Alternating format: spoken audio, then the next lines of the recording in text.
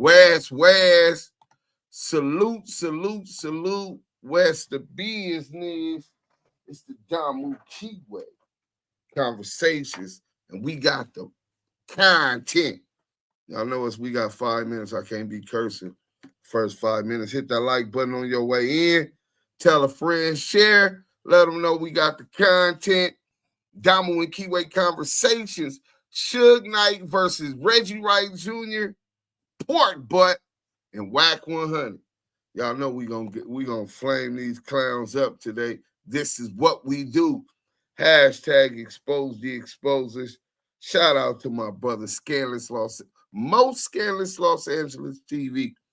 Shout out to the brother Stand On It Media. Good luck with that shout out on your coverage and shouting out Discretion TV. Shout out to my boy A Dose of Reality TV. And I got to make sure I send y'all the link. Because if I didn't send the link, he won't even pull up. If I send the link, he going to make sure he here as soon as he can get here. You know what I'm saying? It's so much going on, man. What's up? Blaze up your fat Kush blunts or zigzags if you smoke color wraps. You know what I'm saying? Blaze that thing up. Get you a shot of some yak or something. And just chill with the Damu and Kiwe Conversations, man. Oh, hold on. They didn't even show I haven't sent the damn. Oh, there it go. Boom. So I'm going to send this to, yeah. Hit that like button if y'all just coming in. Y'all know we got the content. Veggie wrong. Old pork butt, man. This is the most entertaining shit on the internet right now. The war of the death row alumni, nigga. None of them niggas don't get along. Big U is another death row alum.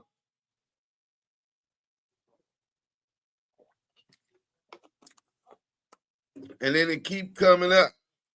Then Veggie, the dirtiest of them all, right? Niggas thinking Veggie might be indicted any day as a suspect and a lead witness in the Compton PD case on the unaliving the Tupac Shakur. Or he might be indicted on the Biggie shit. He's a suspect and an eyewitness, a suspect and an informant in both unalivings of Tupac and Biggie Smalls. Uniquely. So I guess Pork Butt did something uniquely, but he going that Suge, man. And you know, we just here for it though. You know what I'm saying? Hit that like button. Salute to everybody on Twitch, at Active Chucks on Twitch. If you don't know, we on YouTube right now. YouTube, Twitch, at Active Chucks, man. I'm gonna put that on IG. We'll pin that. So anybody trying to come up over there, make sure you come up, subscribe if you ain't already subscribed on YouTube. Hit that like button and share and tell a friend. You hanging with Don. Duke Sim for Bram. Edward Bell, salute to the West Coast. And Active Chucks for dropping that dope knowledge, y'all. Free the big homie you. 100 strong from the 318 Sweetport, Louisiana. Beautiful black lady. Salute to everyone in the chat. Senior General Trav, it's up though. Homies being grafted. That COINTELPRO effective. Man, it's nasty work, bro. Effective COINTELPRO business. Nigga, this shit is nasty. Kid the Barber, shout out Damu and Kiwe Conversations, Duke Sims, and Yael, salute. Salute, bro. Y'all already know what it do. Salina. Salute to the chat. Welcome to Damu and Kiwe Conversations. Make sure you hit the like button as you enter and listen to the content. Man, y'all make sure y'all listen to Selena. Stay active in the chat. The chat's where it's at. Shout out to the Blue Wrench Mob. Without y'all, it's no us. You know what I'm saying? Drew V, big salutes, Do Sims and Yael, everyone in the chat. G-Mac 2-1. Salute to everybody on Clubhouse. You know what I'm saying? We are on Clubhouse right now. So we got the room open. You know what I'm saying? And I think the room is still open. I should still be up in that joint. Yeah, I got God up in there, and I ain't even give him a bean. Always watching TV. Salute to you. I hope you get the content, because we finna flame pork butt ass up. Nigga, Pac named him pork butt, nigga. That's the ultimate form of disrespect. He knew you was a pig, and I'm figuring that you was getting your ass ate out by one of them homosexuals, Cedric. You know what I'm saying? And Pac found out and named you pork butt. Pork butt. Pork butt. Drew V said, I got that yak on deck. Spirit Wonder, West. Shout out to the Damu and Kiwe Conversations and to the chat. Fire, got one roll for sure.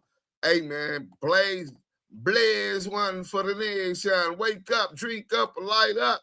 Hey, if you come in here, hit that like button, because we definitely getting to it. We're going to, soon we get these likes up, Walter Parsons, salute, and get through this chat. We'll get to the content. Machiavelli the Don says, Reggie wrong. Hey, Reggie wrong. Just don't know how to be right, nigga. How is you the suspect and an informant on the Biggie murder? That means you had to point the finger at Suge, because that's who they were searching after. So that's what you had to tell them. So not only is you an informant on the Biggie, unaliving, nigga, use a informant and a suspect on the Tupac murder investigation. They got KVD Douglas, who might be the greatest rat in LA history. And when I say great, it's made in a derogatory, bad manner. You know what I'm saying? I say that with utter disgust. But I don't know, man. Seems like he running neck and neck with old pork butt, man. Veggie wrong, nigga. The frog-shaped cop crusader strike again. I see that nigga said the frog-shaped cop crusader, nigga. Hey, Scandalous, you gotta get that one. Scandalous got some of the coldest motherfucking nicknames for these weirdos. Sagittarius Jones, salute to Do Sims. Peace to the tribes in North America. You already know what it is. King Lou from the Lou, what up? Bo Monty, what's up? You already know. Gang, what up? Just took off my work shoes and put on my chucks. It's time to get active. Active chucks. Nina 13, what up? Let's go. Damn, this motherfucker keep going. They active in the chat. I don't know. Salute, meet me at the Circle K, park by the phone. What it do? You know what I'm saying? That nigga said, just got off work, I done kicked off my shoes and made me a drink. Listen, man, you deserve it, brother. You know what I'm saying? Being black in America comes with its lows.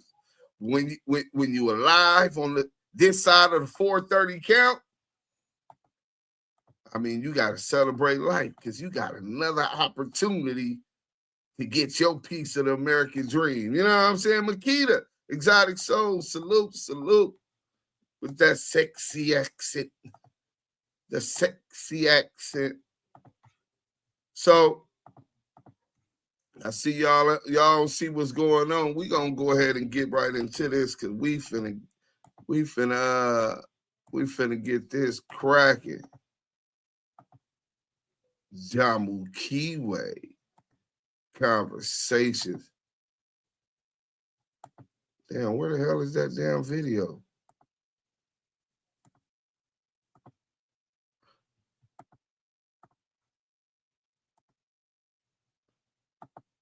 Let me find this video, because that shit ain't popping up on the screen. Yeah, there it go right there. Bam.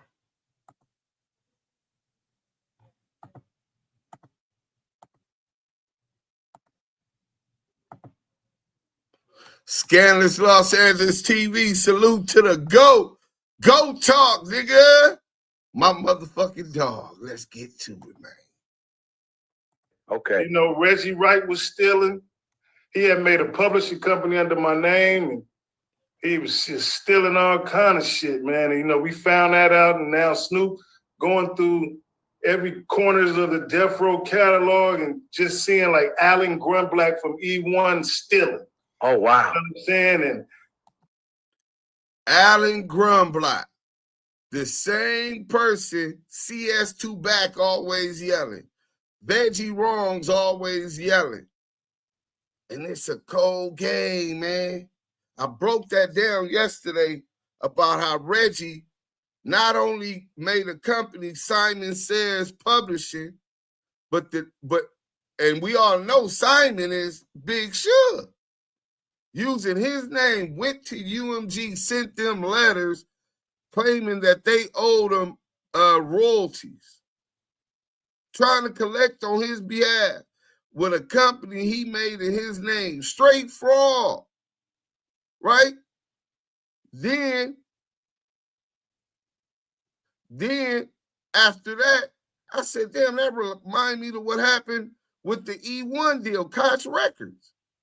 With that Suge put together, he goes to jail. They cut him out the mix. Alan Grumblot, Wack100, and Reggie Wright Jr. And I know David Cannon probably had his hands all in it. I can't prove that, but I believe so. You know what I'm saying? Jimmy Iovine might have played his part also, you know. But in any event, 5% of all of Koch's urban record sales were supposed to be paid to Suge Knight forever. He allowed them, when they were small, to utilize the Tupac publishing to do an admin deal. That's administration of royalties, publishing, and writers, right? Suge owned the masters. So they were directly fucking him out the money by putting Wack in the position of Suge, and Reggie admits that they were paying him to be a liaison between E1 and Suge. This is what he said, but he's stealing money. And now here go Dad's talking about Alan Grumblot, Reggie Wrong stealing money, and Snoop then uncovered it. Reggie Wright stealing. Welcome back to Scandalous Los Angeles TV, where we expose the exposers. It looks like war's been declared, y'all. Reggie's back, and he's firing shots at Marion Knight like never before. He said it himself. The gloves are off this time. According to Reggie, when it comes to death row, Simon was just a puppet who forgot his place. He claims he, along with David Kenner and Jimmy Iovine, were the real engine behind the label's success. Reggie might have said a little too much in this video. Reggie has called Simon a rat on numerous occasions. Because of that, he knew that using the rat insult wouldn't sting the same today. So now he's grasping at anything he can to discredit him. He even went so far as to bring up Simon's honeymoon, claiming he wet the bed that night. All right, Reggie. I know you've kind of held back when it comes to divulging a lot of the information you know on Suge, but given his recent comments, is there anything you want to say or expose while we're here? Oh, I'll just go into it, and then we'll touch on each topic individually in our next set of tapings. But just wanted to put this out because I know a lot of y'all heard the episode, and y'all want me to respond. I'm trying to wait. I put out a call to see where it is coming from and to try to get some feedback because I don't want to be like a bitch and be spontaneous. I'm about to give you some heads up and just remind you of a few things, Mr. Knight. You think Gene Deal and them are having a ball talking about Puffy's life with adult women? Oh yeah. Niggas about to learn about peaches. People about to learn about Stormy and ages of these girls. You was Art Kelly before there was an Art Kelly, motherfucker. You's a pedophile. You worse. Woo! Reggie that took the gloves off. Hey, Suge, we trying to look into your history now, my nigga. I don't know if you was sliding fishing lines by the playground at the park, my nigga. What's up with that? I mean, Veggie Wrong ain't the most credible nigga on the internet by far. He's one of the greatest liars, right? But sure, these some serious allegations, my nigga. Maybe he lying. I don't know. But niggas eyeballing, side-eyeing you like, what's up with that? You know what I'm saying? Because you use your money to wine and dine these young girls that were still in high school. But you got nerves to speak on me like that? And you know I know all of this stuff about you. You and your herpes you've been infecting everybody with. Hey, man. Suge, man, I'm going to keep it a buck. Niggas can't say you was the most gangsters, nigga. Niggas can't say you was the richest of niggas, but you was one of them at your peak. But my nigga, if it's found out that you done revoked your player card, nigga, listen to what Reggie talking about. It's nasty work. Nerves to speak on me like that? And you know I know all of this stuff about you. You and your herpes you've been infecting everybody with. Hey, man, when he say it, I get the itching. You can't get rid of that unless that Dr. Sebi shit works. You know what I'm saying?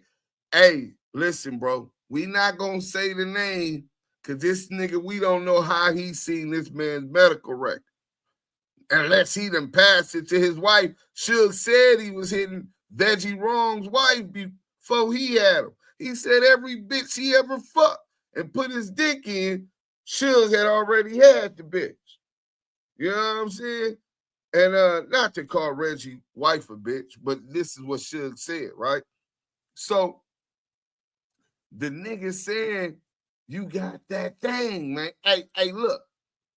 If you revoked your own player's card and you out here passing around the itchies, nigga, hey, listen, man. Niggas always talk about the gangsta ass niggas from LA. LA done raised some real boss players, man. Suge is a boss player, man.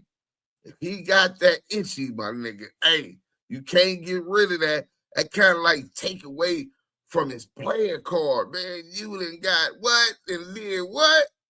Come on, man. Let's get back to the scandalous video, man. How you have accused your mother with messing with your daddy's brother, Richard? You trying to say I was a drug dealer? Oh, I caught that joke or that little subliminal when you threw.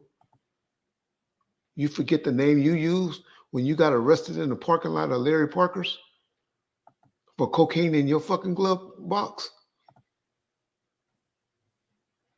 Bro, you don't let people build your head up just like you lost death row because you forgot to play your role. You was a puppet for that company. You ran Dre off. You ran Dre off. You ran Dre off. So nevertheless, you had guys getting $150 a day. He gave guys extra money. One guy got a check for $20,000. And he went to the bank to cash it. So they had to call him and talk to him personally. Did you really get this dude in here with a dirty T-shirt on and bummy jeans to cash a $20,000 check? He had to verify and say, yeah. The problem with that, when they asked the guy, why did you get a $20,000 check? He said, because he gave me $20,000 to kill Suge Knight. And he told that to more than one guy. So when they called me and I put up that tail, they was paid to kill me. I'm not the one said that. The people who got the money said that. Because they brought the checks to me, and to the PI, and to the lawyers when I was in the county jail. I'm locked up. Remember, I can't even use the phone. I can't even write nobody. Can't nobody write me. But at the same time, these guys sent a copy of the check and say, hey, show him this. I'm like, okay, why are you showing me? He said, because he want to know that Andre paid us to kill you. You ran Jimmy off. You ran Jimmy off. You ran Jimmy off. And rest in peace, Easy D. One thing about Eric, Eric told me one day, I thought Andre did all the music, all the beats. All right, whoop. You know what Eric told me? People send our demos in. Andre redo them. We redo the raps. Yeah. That's the song. All right. I took that same get down. So basically, I took it from Easy. It did the same shit. I took it from Easy and took it to another level. All right. And guess what? Jimmy Iovine sent me to prison and stole it from me. Jimmy Iovine sent me to prison and stole it from me. Jimmy Iovine sent me to prison and stole it from me. You ran David Kenner off. You ran David Kenner off. You ran David Kenner off. And sometimes you find out stuff, and I ain't trying to take the things away from all what we're talking about, but sometimes you find out things later on that is so bad to you, it just makes your blood boil. I found out recently that allegedly one of my attorneys, David Kenner, was involved in the assassination of Tupac and me getting shot. And I never should have went to prison the first time I went to prison, but I had caught the accounting firm who Jimmy introduced to. They stole like about $30-40 million, you know. One thing with my accounts was I signed all my checks. So any check was over $5,000, I definitely had to sign it. And they was giving David $100,000 a month, and David said he was giving Jimmy a kickback from $100,000 a month. So we was paying him for all the work he did as an attorney, and they was giving him $100,000 a month. Wow. And buying cars and houses and stuff. You ran Reggie off. You ran Reggie off. You ran Sharita off. You ran Sharita off. Perez and them was all involved. They were trying to kill me too, but see, because Perez and Reg was good friends, and Perez and Sharita and Reg is great friends, and so all those three together was trying to plot. Sharita. Oh yeah, Sharita. You forget about the story. You forget what happened to y'all on your wedding night, Suge Knight. You forget.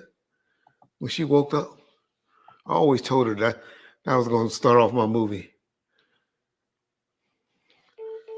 Tell him yes. This is going to start off my movie with y'all on your wedding night and you pissing in the bed on her. Sharita, tell me I'm lying. Reggie said the opening scene of his movie is going to be Simon's wedding night. Why is the first scene of your story focused on another man's wedding night? That says a lot without saying much. That kind of personal jab just shows one thing, that Reggie might be running out of gas. Because let's be clear, Simon wetting the bed isn't a bigger deal than Reggie telling his security team not to carry weapons the night Tupac was murdered. Simon's wet bed sheets aren't more scandalous than Buntry being murdered in a vehicle registered to Reggie, just one day after he went to seek legal counsel from the Baker law firm because of Reggie. Reggie is going to have to do a whole lot better than that. When he pissed in the bed on your wedding night. You gotta show some evidence, Reggie. Okay. All right, sure. Let's talk about Big Black, sure. KD, what up? You took the gloves off. I told you these gloves gonna come off. And this is just an iceberg. These gloves was gonna come off. This is just an iceberg of what's going on. You forgot about Big Black? You know I know about Big Black. You know your women talk to me. How you like that up your ass, Big Black. So, nigga, I told you not to fuck with me, not to mention my name. This is episode 1 of this shit. You took respect and love as fear. When have I ever feared you? I protected you. You fuck with right now. The that you call your friend, you was talking about Freaky PD, call that your little brother. How would anybody want to be a friend of yours? Tell us who you talk to on the phone at least once or twice a week. You know, the dude that killed Buntry. Mob James's brother Buntry gets killed. Yeah. You said it happened in a car that you... I was the registered owner of. You were the owner of that car. Yes. What was the situation over there? Because he said, he said on camera who he thinks killed him. But if you just So the situation with Buntry, you said that George killed him? Yeah. And George was a Pyru also? Yeah. Okay. He got stabbed? Who? Your brother. No, he was shot 9 times. He was shot 9 times. I'll say on camera. Shit. Dude's in jail. Name is G. Is it Monkey Man? Monkey Man. Well, y'all call him Monkey Man. We call him G. Why, Regional Walker, why does Mob James ride with Reggie Wright Jr. knowing him and his father murked his bro? Your supposedly best friend? You promising him a piece of the movie, a deal you doing right now? Rat James. Him and Dog. Oh yeah, I know everything. I hear everything, dog. But you wanna fuck with me? No, nigga. Stay 1, episode 1. I'll let this episode digest so you can call me. And then when you don't, and we don't talk about it, I'll send you $500 for each kid you have so you can start doing some motherfucking DNA. So we can find out who's the real kids around here. Who are real knights. Play with me, nigga. Bombfirst, peace. Rick Ross, you know you owe that bread, titty man. I'm gonna beat the dog shit out of you. I got a show saying it ain't smart being stupid. Yeah, I'm gonna invite motherfucking Rick Ross on there. That ain't his real name, whatever. If he can get me, I'm gonna shave my motherfucking beard. Oh! When I beat his motherfucking ass and kick him square in his motherfucking ass and play with his titties, he needs to shave his beard and go back to the police that he is. Damn. Okay, so this video is going to be very upsetting to a lot of you out there. So no jumper. Hey, that's crazy too. Shout out Point and Shoot, man. Point and Shoot made a post, man. No Jumper's trying to get rid of his whole page, bro. These bigger platforms, that's the same shit Porky, the pig pay Ruby doing. The niggas, bro, Scandalous done lost multiple pages. Smoked Out TV done lost multiple pages. Nigga, I took so many strikes. You know what I'm saying? Nigga, this ain't been no easy parade, nigga. War, nigga, the cyber war of 24, 25, nigga, was unplugged, nigga. Steffi Weffy, oh, you need oxygen. Veggie state wrong. Yeah, Veggie wrong, man. Veggie state wrong. Oh, he's in his veggie state. Oh, that's nasty work, Steffi Weffy. That's nasty work. Stand on the media. What up? I'm waiting on a link to a video. We got a special cartoon video coming out. H says Suge is in contact with the dude that killed Buntry and he never told Mob James. Yeah, that's what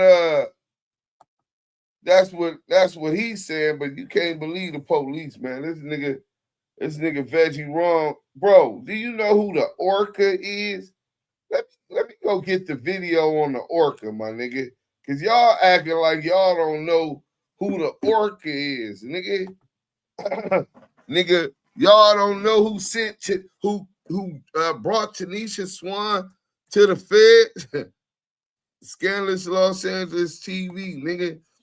The orca, nigga.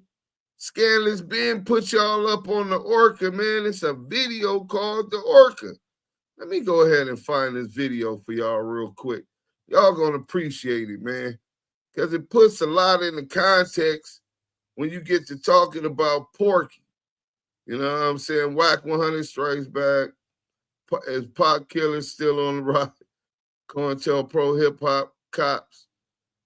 And the Black Messiah, Reggie wrong.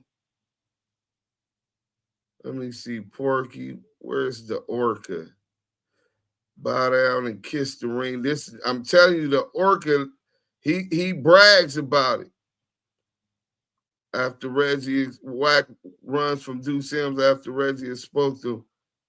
Damn, where the hell is the orca at? Hey, Scandalous, if you in the thing, send it. It might be on the most Scandalous page, bro. You know what I'm saying? Damn, I want to get y'all that one. That shit is hilarious, but it's really informative. Scandalous does have that witty sense of humor. You know what I'm saying? But let's get into this real quick. You know what I'm saying? Let's get into this.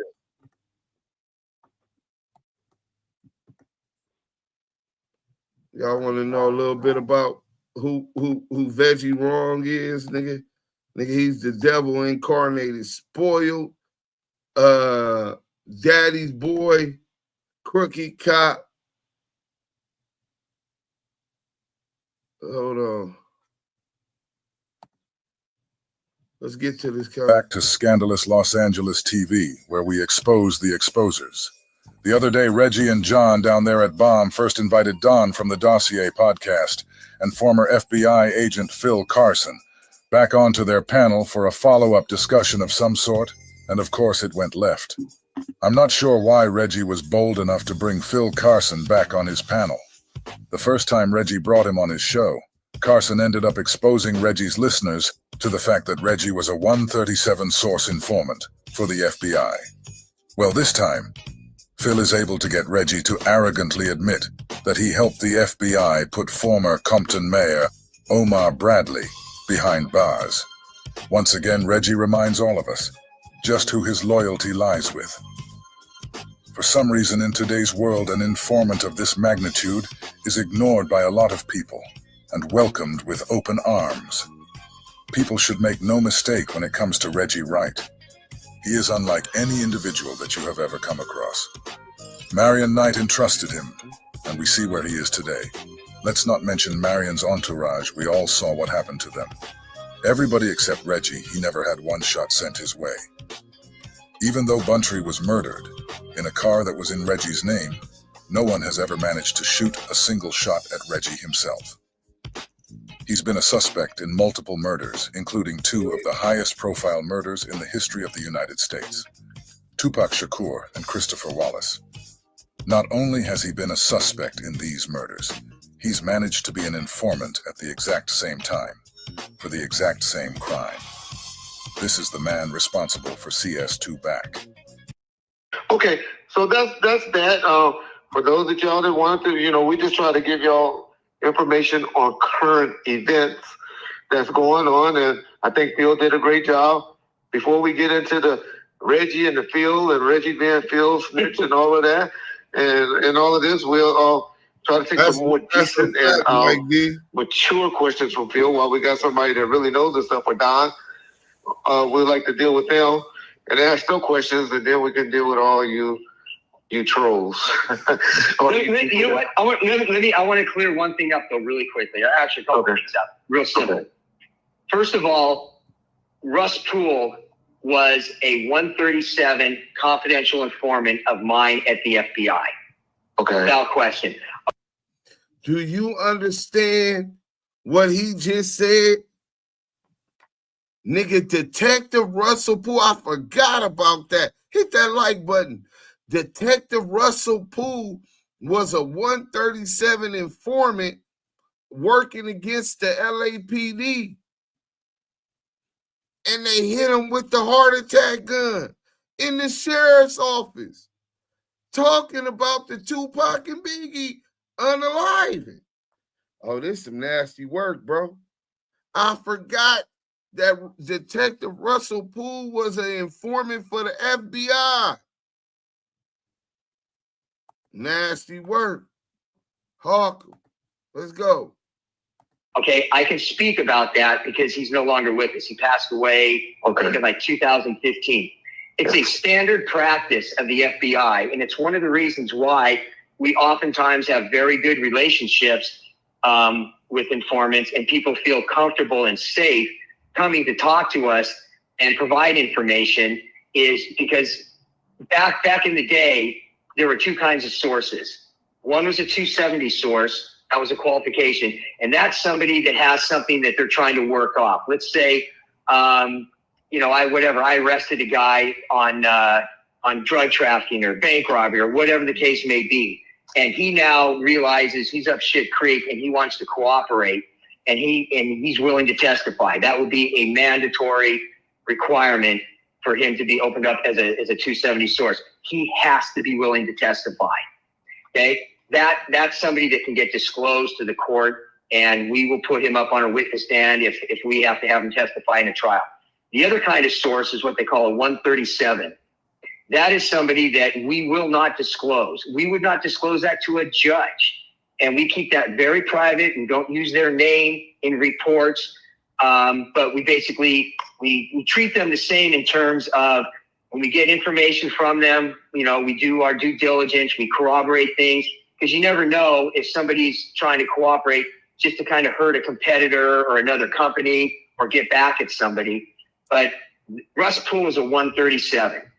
Now, I can't say anything about you, Reggie, because I respect you and I respected the relationship that we had. But if you want to explain to the people if you had any type of relationship with the FBI, that's going to be on you. And I can either agree or disagree. Okay, and I'll explain it. The only FBI agent that I ever remember meeting with was a gentleman by the name of Dan McMullen, and that was in 97, about 96 or 97. Him and John, they were partners, and that was who else did you say? Well, I said John. He was an ATF agent. Okay. What other, have you ever had any other type of relationship with the FBI? With one other gentleman, and I think his name was LJ. And that's when I brought a lady friend of Suge Knight's, I'll say that, down to meet with the lady friend that he brought of Suge Knight, that he brought to meet with the feds at the DEA or the ATF building on Temple Street, was Tanisha Swan. And she pointed the finger at Suge Knight as paying Poochie, who already had been unalived, for the assassination of the notorious B.I.G., Christopher Wallace. Well, the first person that told the Joint Task Force that was Wack100. This is nasty work. The Orca got his hand all over. We'll get to the Orca video in a minute. With him regarding some activity that's going on in Vegas at the nightclub. Okay. Do you mind if I tell your audience my relationship with LJ Conley? Okay. Are you cool with that? Yeah, you said y'all were partners. Okay, yeah, we were partners. Okay. Now, are you cool with me talking about any type of what you're just speaking about right now about meeting with LJ? Okay, I just want to make sure you're cool with that. Yeah. Okay, I have met you several times. I was always with LJ. We were partners. And when you say several times, how many times, and where was that at? Was that the FBI? And that was no, it was in different areas of Compton. I met your father. You may have met my father, but I have never met with you. Go ahead. Okay. You have met with me. It is documented. You were very helpful, very cooperating.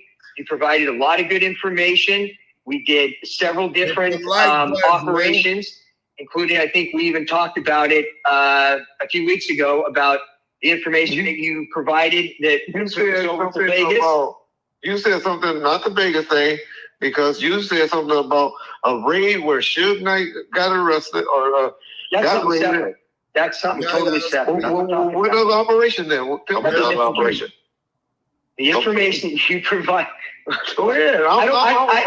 No, here's the thing. Reggie, you gotta be. Only other time I met with LJ was about some school fires. Only other time I met with LJ was about some school fires. Only other time I met with LJ was about some school fires. Okay. I put it this way. I mean, that's not, I don't think we want to go down. We do. We want to go down that road. You want to go down? Yeah. We do want to go down that road. We do want to go down that road. We do want to go down that road. I want to go because I want to hear where you took, because I must got some amnesia or something, or you got me mixed up with somebody else. I'm not. No, honest to God, I'm not. And okay. Please. You provided information, and we follow people that took us to Vegas. You provided us information regarding, God, what was his name? Percy? I'm trying to think if that was his first name or last name, about some contracts that were going on in Compton, because you hear Omar Belly. That's what the school fires.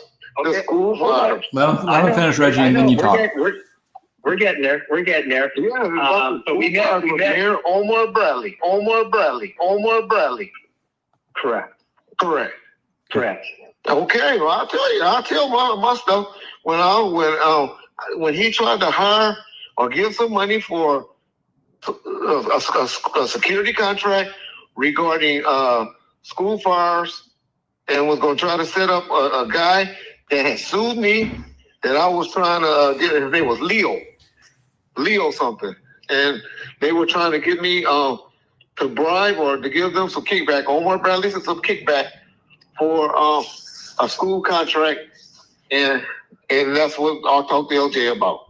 When he tried to hire or give some money for a security contract regarding school fires, and was going to try to set up a guy that had sued me that I was trying to get. His name was Leo something, and they were trying to get me to bribe or to give them some kickback. Omar Bradley said some kickback. It has been something that people was setting people up in Compton, from what I could see. I was very shocked that the United States government had entered into that community and spent so many years with such intensity trying to corrupt public officials. And I know from their point of view, it was a sting operation. It was designed to see if public officials would accept bribes, and they don't see themselves as corrupting people, but I thought they went really overboard in that case, and I was quite offended by it. They were harassing us. Our phones were being tapped. They were following us. They were sending various informants. Omar Bradley and I were invited to a dinner, and we went to the dinner. And when we went to the dinner, they had some people there, and my own cousin, Reverend Fisher. It was supposed to be a dinner for him. So we went to the dinner to celebrate with him. And they had people in there. They had a white businessman and another white man I didn't even know. And I didn't know him until I went to the grand jury, and I saw that he was an FBI man. For a school contract, and that's what I'll talk to LJ about. Okay. Yeah, you're correct. Okay. What was the Vegas thing? Was that about the nightclub? Huh? Was the Vegas thing? Oh, sorry. That was some other information that we got through Reggie and some other people in Compton. That it was about, well, it involved the same people that were involved in what you're talking about with Mayor Bradley and some of the other players there. The niggas and yes, so we did. Down for the slow people in the chat. Hit that like button, man, because y'all just sitting down there in the bushes. We ain't even over 100 100 likes yet? Let me see where we at with these likes. Because I stopped the content. How a nigga got 300 people up in here and barely 102 likes? Man, hit that like button. Is Suge winning the war at Death Row Records? We got 78% say yes, 20% say no, 2% say CS2 Back is winning the war of the Death Row alums. You know what I'm saying? The Death Row Record alums. But look, the brother said, where you go? Mark Best said, I think they made that story up and tried to blame everything on Suge. Me too. I think Reggie was messing around with her. With Tanisha Swan. Could be. But Veggie wouldn't be a 137 at this point because he already showed you he had testified when he testified at the grand jury on Kiwe D. And then it was another grand jury he testified on. That's what Suge is talking about now. Wait, how did Reggie lose his badge? They told him he couldn't work for Death Row and still have his job. You know what I'm saying? So he left, he retired, he still get his pension. All the dirty shit Veggie Wrong did as an officer, nigga, he's still getting paid as of right now. Piece of shit, went to jail. That nigga slick as a motherfucker. But nickel slick, the coldest of snakes. Selena, sometimes you have to be careful about what or who you have in your space because you have to have your own space and time with yourself to keep your peace with your life balance and friend. Now, that's a fact. Man, there's over 100 people in here that need to hit that like. Man, tell them again, man. 100% correct. Reggie in that scandalous video, Reggie was telling on himself the whole time. He tried to smut Suge. Man, he definitely was. Phil Carson, FBI agent, he needs to expose Reggie. No, Phil said that he had to protect Reggie. A nice, fun operation, and it took us to Vegas. And oh well, I don't know what y'all did, but I know. Well, here's the thing. I mean, here's the thing. This is the easiest way to explain it is because this is where I want to be careful.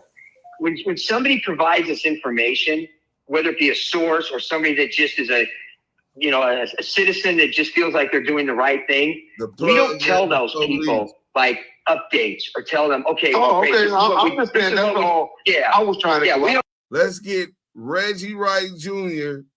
hashtag the plug and the police. Reggie Wright Jr. The plug and the police. I was trying to get Omar locked up. He had got rid of the Compton Police Department illegally. When you was mayor, I know some people was upset when you got rid of the Compton Police Department. Is that something you would have changed or go back on? You know, absolutely not. You wouldn't. Being that the top number 1 and 2 guys, Lee Bach and Paul Tanaka, was involved in a lot of corruptions. I mean, they had gangs over there in the LA Sheriff Station. They had gangs in the Compton PD. Okay, well, But here's the deal. Under the Compton PD. Mm-hmm. Now, I was the mayor for this, so that's why I don't have to dream any of this stuff. Right. We were doing 135 murders a year. When the sheriff came, it dropped down to 27 murders a year. That's a fact. It went down to 1 year where there was only 13 murders. Now, I, being a mayor and being somebody who understood the hood, I understood at some point we got to make a decision. And the decision was simply this. Do we want 135 murders a year and keep a black police department? Yeah. Or do we want 27 murders a year and have a police department that is not necessarily black? And the reason why the murders, in my opinion, was so rampant under the Compton PD is because they were involved in some of it. And the reason why the murders, in my opinion, was so rampant under the Compton PD is because they were involved in some of it. This is the former mayor of Compton, the one that Reggie Wright Jr. wore a wire on and tried to line up taking kickbacks, admitting that while he was the top cop in Compton, the reason that the murder rate in Compton was so high because the Compton Police Department were the one murdering some of these people. This is what was going on. They had gangs within the ranks of the Compton Police Department. This is documented. So he's trying to stop it, made a decision, and Reggie got mad and went to the FBI and tried to line him up. This is Reggie the Rat Wright Jr., a.k.a. the Orca, a.k.a. Pork Butt. All right. It was this dude, it's this guy named Little Rod, Roderick Reed, and George. They had this boy named Vincent Buchanan, who was V-Dog. He got killed in Compton, tortured, dropped off, handcuffed, dropped off on Central in front of the cemetery. They were real tight with him. He was, a real active, cool, Fruitown Piru dude, V-Dog, Vincent Buchanan. Suge's in prison when this incident happened. 98, 99, I don't know. That's when it happened. Now word is, okay, police kidnapped him. Police kidnapped him. Police kidnapped him. Well, guys wear police jackets and stuff like that. He's handcuffed. So who's number one suspect when you hear police in Compton handcuffed? Reggie Jr. Reggie Jr. Reggie Jr. The people that they knew. Yeah, it ain't funny, but damn, yeah. The people that they knew were committing the murder. He was out there bashing us, and I knew he was dirty, and I was trying to get Omar locked up. Reggie and Paradin were close. The Wrights funded his mayoral campaign with money they stole from Suge Knight's Death Row Records, and also then funded the targeting of Omar Bradley to put him in prison for paying for a dinner on his credit card. Payback for shutting down the Compton PD. Yeah, I don't know. Reggie was close with a lot of people there. I don't know if it was Paradin too much, but I do know, he was very close with with the chief, at that time, and Huey. So they were best of friends, BFFs. Yeah, and and I do feel Omar Bradley did have a vendetta against Compton PD for joining forces with the feds to hook him up and file a case against him and go to prison for that, but I heard he got it expunged and got it erased from his record. I don't, hey, it's all water under the bridge. I was trying to get Omar locked up. I lost everything that I owned, my home, all of my personal belongings are gone. I'm destitute. I have nothing. No home, nothing. No car. I have nothing.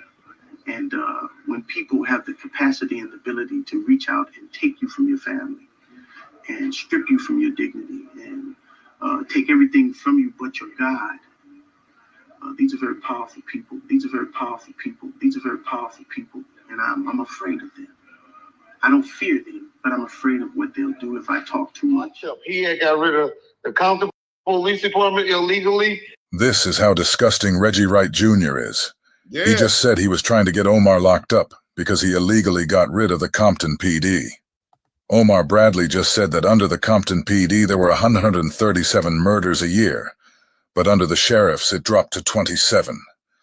For some reason that made Reggie want Omar locked up. This shows that Black and Hispanics being murdered in the city of Compton was something that Reggie Wright enjoyed. 137 murders in a 10-square-mile radius, under the Wright crime family Compton PD, a cabal of crooked cops. You guys don't ever forget that this is who CS2 Back brings to Clubhouse with him. This is who brought him into the music industry. You shouldn't make jokes about Reggie Wright. Why do most other niggas don't make jokes and fuck with Reggie Wright? Why do most other niggas don't make jokes and fuck with Reggie Wright? He was out there bashing us, and I knew he was dirty, and I was trying to get Omar locked up. And I was trying to get Omar locked up. And I was trying to get Omar locked up. Because let me tell y'all something. Ain't nothing worse than a dirty cop. No. He's the you think a snitch is low. You got a cat parading around in your neighborhood. He in a car you paying for, burning up gas your mom and daddy buying, rolling around, throwing you up against the hood. But guess what? When he get done, he going to cop or he going to blow. Feel me? He in the same game you in. Right. You go to the pen, he get a medal. He get a medal. But he getting paid. Right. And everybody know who I'm talking about. I ain't got to say no names. Right. They finally busted the people that I was talking about. Right. A multi-state drug ring with ties to multiple gangs and a Mexican cartel busted up in Memphis. We're talking about 22 people were indicted this morning. The charges, and there are plenty of them, include drugs and money laundering. Police confiscated more than 46 pounds of drugs. We have also learned the bust netted members of both the Grape Street Crips and the Petterol Mafia gangs. Fox 13's chief investigative reporter Jim Spiewak live downtown. And Jim, this investigation just didn't happen overnight. It certainly did not. This has been going on since at least 2014. We learned here in the federal building behind me a little earlier today. Fast forward to today, we now know 22 people have been indicted. 16 of those people we know live right here in the Mid-South. Federal prosecutors are accusing 22 gang members of shipping money through the mail from Memphis, 1,800 miles away to Los Angeles, California. Prosecutors go on to allege meth, heroin, cocaine, pills, and pot were all sent back to be sold here. The money they were shipping to L.A. was going in Reggie Wright Sr.'s account. Money laundering, tax evasion. But that nigga didn't do a day in jail, and his son did about less than a year. It's a case acting U.S. Attorney Larry Lorenzi calls unusual. The drugs that were sent to Memphis was a smorgasbord of drugs. Investigators say 17 of the people are members of the Memphis Petterol Mafia, a local street gang that sells several kinds of drugs. The investigation started years ago when police found out gangs were selling drugs around the Bella Vista apartments. The investigation picked off at least one top-level OG. It has stopped the pipeline where drugs freely flowed between California and Memphis. Also indicted was Eric Avendado, who investigators say is connected to a Mexican cartel, but would not say which one. They are using a variety of ways to move the drugs into Memphis. I asked Lorenzi if an informant was used to help crack the years-long case. We can't speak to the actual facts of the case or the actual techniques that were used to investigate. Good question, though. What Lorenzi did say is that an alleged dangerous drug pipeline here in Memphis is now busted up. And 5 of those people named in the indictment we found out live in California. And an interesting takeaway on Monday of this week, I reported on an indictment, a federal indictment, where drugs were allegedly sent between Memphis and California. I asked investigators if these two cases are related. They told me they are not. I'm reporting live downtown tonight, Jim Spiewak, Fox 13 News. Had the plug. You're correct. That's correct. Okay. And now the interesting thing is once somebody like you provides information like that, then we're good. We go, and we'll still have contact with you. We'll still meet with you just to see if you have any updated information. Just to kind of, when we do file reviews, they don't like to see like huge gaps, months and months in between when we talk with the source, because a lot of things can change with that source or with information. But that doesn't mean when we meet with that source, we're telling them, we're giving them updates on, okay, yeah, this is what we did with your information. This is what we found out. This is what we're now doing investigative-wise. These are the new people that we're looking at. We won't do that. No agency would do that. But at the same time, we did continue to meet with you. I'd probably say I met with you probably 5 or 6 times, probably half a dozen times. Yeah, I bet you were just about Omar Bradley or those school fires. I only remember 2 or 3 times meeting them regarding that. Okay. Well, I mean, isn't this is like a potato situation? Yeah, it was 20 years ago. Yeah. Anyway, And then the one time I brought down regarding the Vegas, that's doing my job. That's the only time I ever met with them. Hey, Reggie, I'm not fighting you over this stuff. We appreciated you. Hey, Reggie, I'm not fighting you over this stuff. We appreciated you offering assistance. And like I said, one of the reasons that I think the FBI is very successful in a lot of it. First of all, the FBI or any law enforcement department that does investigations, we do not exist if we cannot make people feel comfortable about talking to us. And the way that you make people feel comfortable about talking to you is that you don't divulge who they are and you don't talk behind their back. I don't have a problem about that. My problem is like I'm over here providing information regarding things that was going on at Death Row. That's what I was arguing about, and was saying I was not an informant of LJ's or yours regarding anything regarding Death Row. It was regarding the school fires and getting a contract with the school. And I have a quick question. I was never an informant with you or LJ about nothing that had to do with Death Row. So no, you was an informant with Greg Caden and Darren Dupree with everything that had to do with Death Row. You was an informant with them on multiple other things, you know.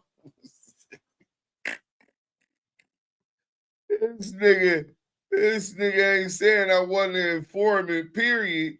Nigga, it is what it is. This nigga working. What were you bringing the girl to the FBI for? What were you bringing the girl to the FBI for? You've discussed that on a live stream, Reggie. Go ahead. Huh? You've discussed that on a live stream before. I'll tell it. I know. John, I ain't got no problem. I'm not trying to cover up shit. Oh, I'm telling the audience that, these aren't new questions. So go ahead. I brought them down because they were doing the biggest politicians out there where she was questioned about some inappropriate activities that went down for trying to open up the club. And they wanted to know about that. Like some and chaos. So they would come raiding her house, coming to Death Row or anything like that. I was contacted by either Mark Anderson, who was questioned about FBI for. What were you bringing the girl to the FBI for? You've discussed that on a live stream, Reggie. Go ahead. Huh? You've discussed that on a live stream before. I'll tell it. I know. John, I ain't got no problem. I'm not trying to cover up shit. Oh, I'm telling the audience that, these aren't new questions. So go ahead. I brought them down because they were doing the biggest politicians out there where she was questioned about some inappropriate activities that went down for trying to open up the club. And they wanted to know about that. Like some and chaos. So they would come raiding her house, coming to Death Row or anything like that. I was contacted by either Mark Anderson, who was a fellow Compton cop, or LJ. I believe I met LJ through Mark Anderson, and I told him, hey, I will bring her down as head of security for Death Row and let her explain what happened. The girl Reggie is talking about is a girl named Teresa Swan, who is the mother of one of Marion Knight's children. She is also the one who said she gave Poochie the money from Marion to kill Biggie. Not only did Reggie take her to the FBI, like you just heard him explain, he also took her to Greg Kading and the LAPD to give. Sounds like Reggie was trying to trick Suge off the streets and put the body on him while he already fucking his bitch, running his company, working with all these other record companies and executives, Jimmy Iovine, the lawyer, David Kenner, to fuck and run Suge to the penitentiary while they took that big-ass catalog that Death Row owned. It was all a rigor, my nigga. Give them the story that would close Kading's book. So not only did Reggie put Omar Bradley behind bars, he also helped place the blame on Marion Knight for the murder of Biggie. Where did the whole Poochie theory coming to it kind of seemed like it came from Reggie at Death Row Camp. And I don't know, could that be a red herring at all? Well, you allow yourself all of these options. You don't go into it and just commit yourself to. Look at Greg Caden up against it, nigga. Couldn't that be a red herring? You getting that from the death row side, informants that's playing both sides, specifically CS2 back, his daddy, the Orca, Pork Butt, and Tanisha Swan, who's this nigga admit he took to the feds in Vegas, and he took her to the federal drove her to the federal space downtown LA. When she thought that they was just getting her for some fraud shit, that's when they hit her with the fake letter that they say Poochie signed. You know what I'm saying? They said Poochie signed a confession letter that he gave to his lawyer at the time of in case of his death, implicating Suge Knight and Tanisha Swan. So that's this nigga now. That's not a red herring coming from Reggie Wright Jr. Nigga, that's a conflict of interest. Let's go though. A theory until you've had a chance to look into it, investigate it, explore it, and do all of those things, and then hopefully substantiate it. And so with Poochie, his name had come up early on in the investigation. His name was on paperwork from the very beginning. So it wasn't anything new. It wasn't Reggie told us about Poochie. He was already in. You know, we knew that Poochie had been involved in other murders. He was wanted at another time for another murder. So he was always a person that we were aware of. He was just not a suspect in the murder until we started to explore the possibility of him being a suspect in the murder. And that came at the time when I think Roderick Reed. It's this guy named Little Rod. Roderick Reed was the first one to send a letter to a guy named Kevin Hackey. Yeah. And in that letter, it mentions Poochie. And Roderick Reed from prison is saying he knows Poochie killed Biggie. So we had that information early on in the case. So we then began to develop that lead and see where it went. And of course, Reggie enters the picture when we interview him. Reggie doesn't really tell us so much about Poochie. He just leads us into a direction where we meet a female. He just leads us into a direction where we meet a female. He just leads us into a direction where we meet a female who then substantiates some of the things that. So you got Reggie taking Tanisha Swan to Vegas to talk to the feds. And then you got Greg Caden here saying that Reggie just led them and to Tanisha Swan, who gave them Poochie and Suge Knight. But the crazy part is Reggie admits he drove her to the thing. Sound like the Orca is orchestrating false narratives in his own narrative. Cold game. We believed could have been true. Right. Just so you know, Reggie. Wait a minute, Phil. Is that correct? How did it happen? Hello. I don't know. Reggie, I'm not speaking about this female. Okay, I don't want you to. She's not on the phone with us. Okay, all right. And again, I'm trying to be respectful of. I got you. Okay, I remember. I'll tell you. But one thing I will tell you is, just because you provide information on a particular topic, your involvement in the hip hop industry or the people that you rub shoulders with or the people that you know, if you don't think your name came up on numerous occasions regarding numerous different things and events, regarding the whole death row cases, which were voluminous in terms of the number of cases, or in terms of my case regarding trying to solve who killed Biggie, then you would be sadly misguided. Yeah. Okay, so that's what I'm saying. I was down there providing information. Yeah, he's trying to just make sure it's clear that he wasn't an informant. And I wasn't down there saying, oh, so-and-so killed Biggie. This is the next level stuff I'm talking about. Reggie just admitted that he worked with the feds to get the mayor put behind bars. Even after his own admission, the man is still saying that he isn't an informant. He'll be right back on Bombfirst tomorrow. calling somebody else a rat. It's exactly like his protege CS2 back. 137 informants, playing on the stupidity of the people. 137 informants, playing on the stupidity of the people. So-and-so did that. I have never did that. And we've never said that you did. We never said that you Any motherfuckers on this YouTube was there. Okay, well, maybe these friends of yours that are listening or watching on YouTube or whatever. I mean, Reggie, what would the fellas in Compton say? They say, would they have?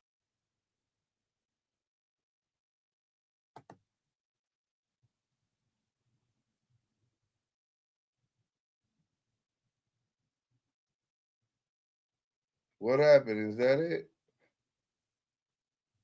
Oh yeah, no, I remember it goes off right here. From the 80s and 90s. Reggie and his buddy John have a pretty cold scheme they're running here. So Marion Knight hired Reggie as the head of security, just so Reggie could take Teresa Swan to the LAPD to help pin the murder of Christopher Wallace on him. No big deal. That was his job, according to these two. That was my job. My job was to deal with the law enforcement. Okay, and that's fine. I think it's fantastic. But like to sit here and parse out when you talk to the FBI, when you didn't talk to the FBI, when you talk to the FBI. Because he's showing he's not an informant of the FBI. Snitch. It's a difference between cooperating with bringing people down to talk about stuff and all that, than sitting up there saying, so-and-so did this. So-and-so did that. How about this, Reg? Why don't you go into a federal prison and talk to the guys from the 80s and the 90s who sold drugs and killed people, who didn't talk to anybody, and ask them whether, if you go down and talk to the FBI about anything, what you are considering. And that's like, okay, so you guys have an agenda to paint him as a snitch. Got it. You've been on that. You've been on that motherfucker. That's why I didn't want him on here, Reggie. That's why I didn't want him on here, Reggie. That's why I didn't want him on here, Reggie. Oh, John, let me deal with him. You've been on that guy's channel and been professing that you got. I don't care about anyone's channel. I'm hear me out. That I'm a snitch or something like that. But now you're saying that I'm doing this in the scope of my job, and it's not like I got on a stand or pointing somebody out, and then you want to make it, a cop shouldn't go. You know, when you having a snitch talk with somebody who's a potential snitch, who has allegations, who's being accused, and they say the part, well, it's not like I took this stand on them. At that point, you know it's all bad, my nigga. On the yard, it's kind of like the get a rope, you know what I'm saying? Or head of security of a company, a big corporation, shouldn't go and talk to the police. Oh, that's Reggie, let me step in for a second. I think we're kind of talking over each other. When you, and again, you've admitted that you've worked with the FBI, so we're clear on that. That I have brought. Okay. I admitted to Omar Bradley. Okay, go ahead. I understand this. For every time that you spoke with the FBI, okay, we never told anybody. Nobody ever knew. Reggie, take a breath for a second. Okay. We never ever would tell anybody, or we never did tell anybody that you're cooperating or you're providing information or anything like that. Listen, your boy Don here on Choke No Joke channel, who's related to you, who everybody considers you're the same. Who's John? I don't even know who John. I don't know who John. Don. I said Don. D-O-N. Don.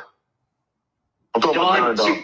All I spoke about is what transpired when you talked to Phil the first time. Reggie, let me clear this up, because I think you got the wrong conception here of Don or what we've said about you. You got to understand something. You might be providing information about Omar Bradley, but you don't know if Omar Bradley is providing information about you. You don't know if the people that are working security for you at Death Row Records, you don't know if they're cooperating either. I don't care. Hold on, Reggie, hold on. I have plenty of people that have talked against me and talk and try to say stuff about me. That don't mean it's true. Right? Finish. Can I finish? Go ahead. Okay. Reggie's not sick right now, full of COVID right now. I know. No, I like it. I like it when you're fired up like that. But no, here. We don't tell people who's cooperating with us, which means if you provide us information, we don't tell people. Just like if other people provide information to us about you, we don't tell you. Doesn't mean that we believe everything. We would never ever run. We would always corroborate things, or we get other independent sources to corroborate things. That's like one of the big things. Not to divert over to the biggie thing, but that's one of the big things. Is it's not like you have one person or two people providing information on who was involved or who covered up or who did this or who did that. But when you have multiple people, and in this case, forget about talking about the biggie. Let's just talk about your situation at Death Row Records. Okay. If you think for a second that you were the only person at Death Row Records that was providing information to the FBI, we know that's right. You would be crazy. Hold on. No, it does. It does because the information that people provide, we go out and we independently corroborate it, and we do operations, we do undercover meets and things like that. We wire people up. So I don't want you to think for a second that somebody tells us one thing and then we just run with it, and they tell us like, yeah, you know what? Reggie's involved in this, that, and the other. We don't just run with that, but we'll corroborate it. I'm not talking about what the FBI did. I'm not talking about what the FBI did or what Reggie did in 1997, 1998, 1999. I'm talking about what Don is going over there in 2024. Well, how about this, Reggie? I'm sorry, whatever I said on Choke No Joke. I'm just trying to prove that it's not sexual. A snitch is somebody that's working within an organization and going back and providing information, not telling Suge Knight, hey man, I'm taking your girl down there. I'm not telling Suge Knight I'm taking your girl down there. We going to tell on you. That's what you did. This nigga be telling on himself. Just like Porky the Pig Payru. CS2 back. We got a super chat from Iceman Vamp. $5 super chat. Salute to you. Appreciate the super chat. Anything donated to the Damu and Kiwe Conversations is appreciated. It helps us keep the lights on. So if Poochie was a known hitter, why did he only write a letter confessing about the Biggie murder? Wouldn't he be writing a letter confessing about all of his sins? Thanks again for the super chat, man. Let's get into the content. Want to talk because these motherfuckers want to talk to us about X, Y, or Z. That's not a snitch. This to me is boring. I think you can ask any gangster. You guys because of killing our narrative. Oh no! I mean, listen. Why did Biggie's mom drop the case? I'm curious what you guys' perspective on why Biggie's mom dropped the lawsuit. There was dropped the lawsuit. Yeah, it was. But she didn't. Did you just say the mom didn't drop the lawsuit? Why she did not pursue it a second time? Why didn't she pursue it a second time? Correct. That's a question for Perry Sanders. Correct. But that's what he meant. That's what he meant. That's why all did she not? That's all he did. And then one more question real quick. A user asked, it's Alex Alonso from Street TV. He asked, ask Phil Carson about his relationship with Black Special Agent Wade Lee and his undercover work in Compton. Real quick. DeMarcio say, Mike B, what it do, pimp, soup in a cup. Salute 100, salute. I'm telling you, John and Reggie are a couple and been messing around for a long time. Whole banana in the pipe. I'm veggie raw.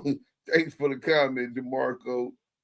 Hey, this nigga Reggie done talked himself into a labyrinth, nigga, with an FBI agent. This nigga ain't the brightest fuse in the box, man. Who asked that question? Street YouTuber. Yeah, Street TV. It's YouTube channel. He has a big YouTube channel. I'll answer it this way because I don't want to speak on behalf of Wade because yes, I know Wade. Reggie, remember when we were when I ran into you and Mob James about 3-4 weeks ago? Correct. Hold on. Let me tell where, because y'all people like to. We was at ABC Studios in Glendale, filming the piece that's about to come out on Nightline. Okay. Okay. So is that correct? Is that correct? That is correct. Okay. Thank you. Yeah. Now, do you remember when I was sitting there talking? First of all, I had never met Mob James before. I was familiar with who he was, obviously, through the gangster. And guess what? Guess who you didn't even also recognize? You wasn't even for sure if it was me, right? I knew it was you. Oh, you knew it was me? No, Okay. no, it was you. I was just stunned. I hadn't seen you in what, 15, 20 years. Yeah. And I was in a wheelchair. You were sitting here in a wheelchair and stuff like that. But no, I mean, I'm the one that came up to you, right? Correct. After and asked. Okay. Reggie. But anyways, getting back to this question, because I find it pretty interesting. Because this person that asked the question obviously has more knowledge than what anybody on this call realizes. Because this person that asked the question obviously has more knowledge than what anybody on this call realizes. Correct.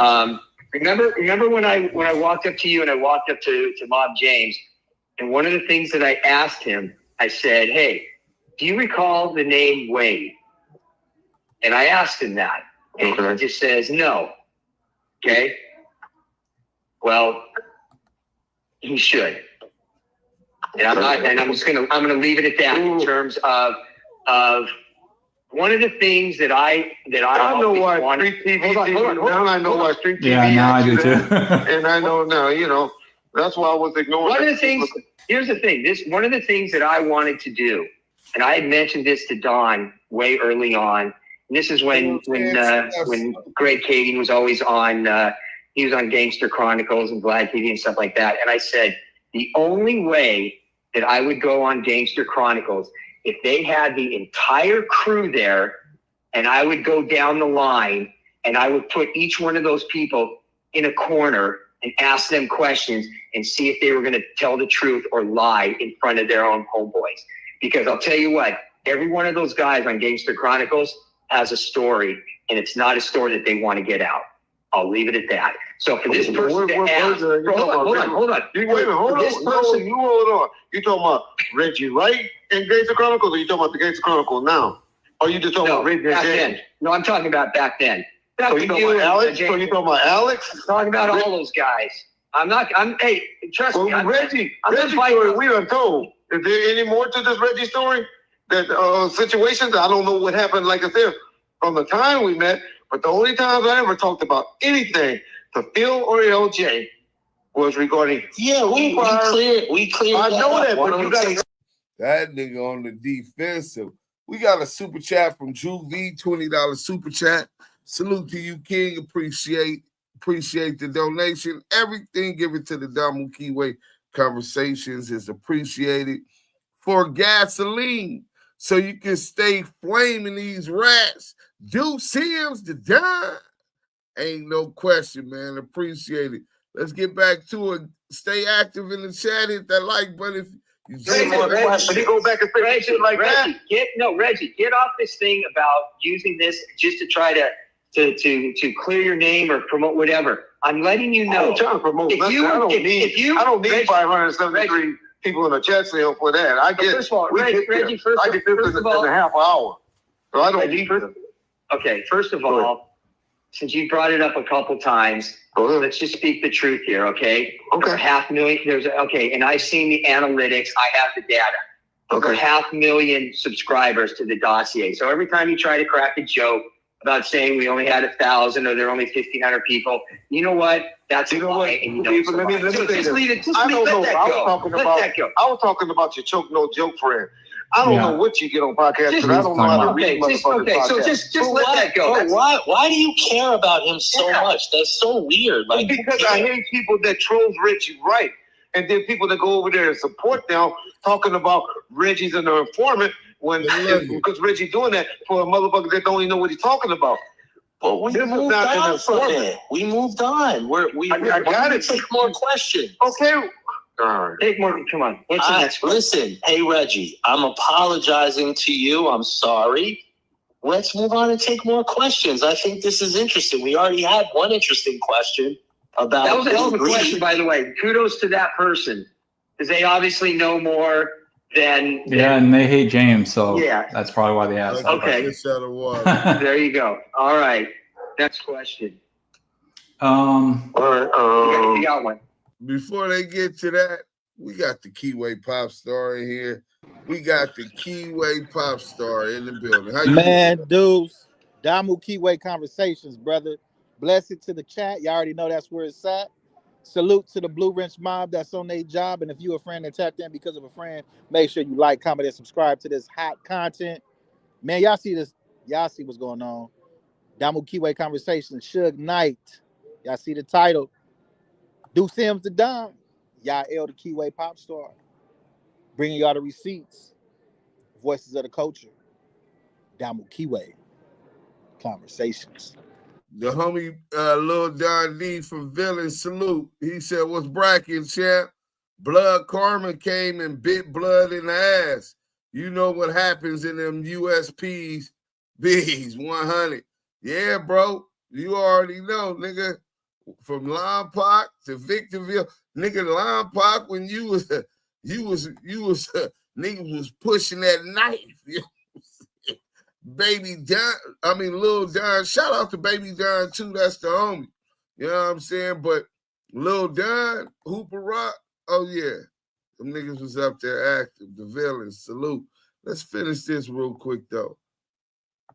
How many times, when Don? I say trolls, let me just say this. When I say trolls, I'm talking about the ones with negative stuff. I don't even have a problem with people that ask decent questions. Just to say, the bull crap is what I call trolls. You want, Reggie, let me. I'm not talking to you two brothers. I'm not talking to you two now. I'm talking. Yeah, let me throw this one thing out there, and then we can move on. Okay. Okay. If there is ever an opportunity where you can get all of the people from the Gangster Chronicles, from the original cast, and you brought them all together, and you brought me and Don in there, you will be guaranteed to see fireworks. I promise you. And it will make people uncomfortable. Well, Reggie I'm not trying to shit on Alex Alonso. I'm not trying to shit on anybody either. I'm not trying to shit on James McDonald. And Reggie is here, so whatever you got to say, and I thought we done addressed it, we can do it. Yeah. I'm not gonna. I'll just leave it at that, and people can read into whatever they want. Reggie, don't worry about Reggie right now.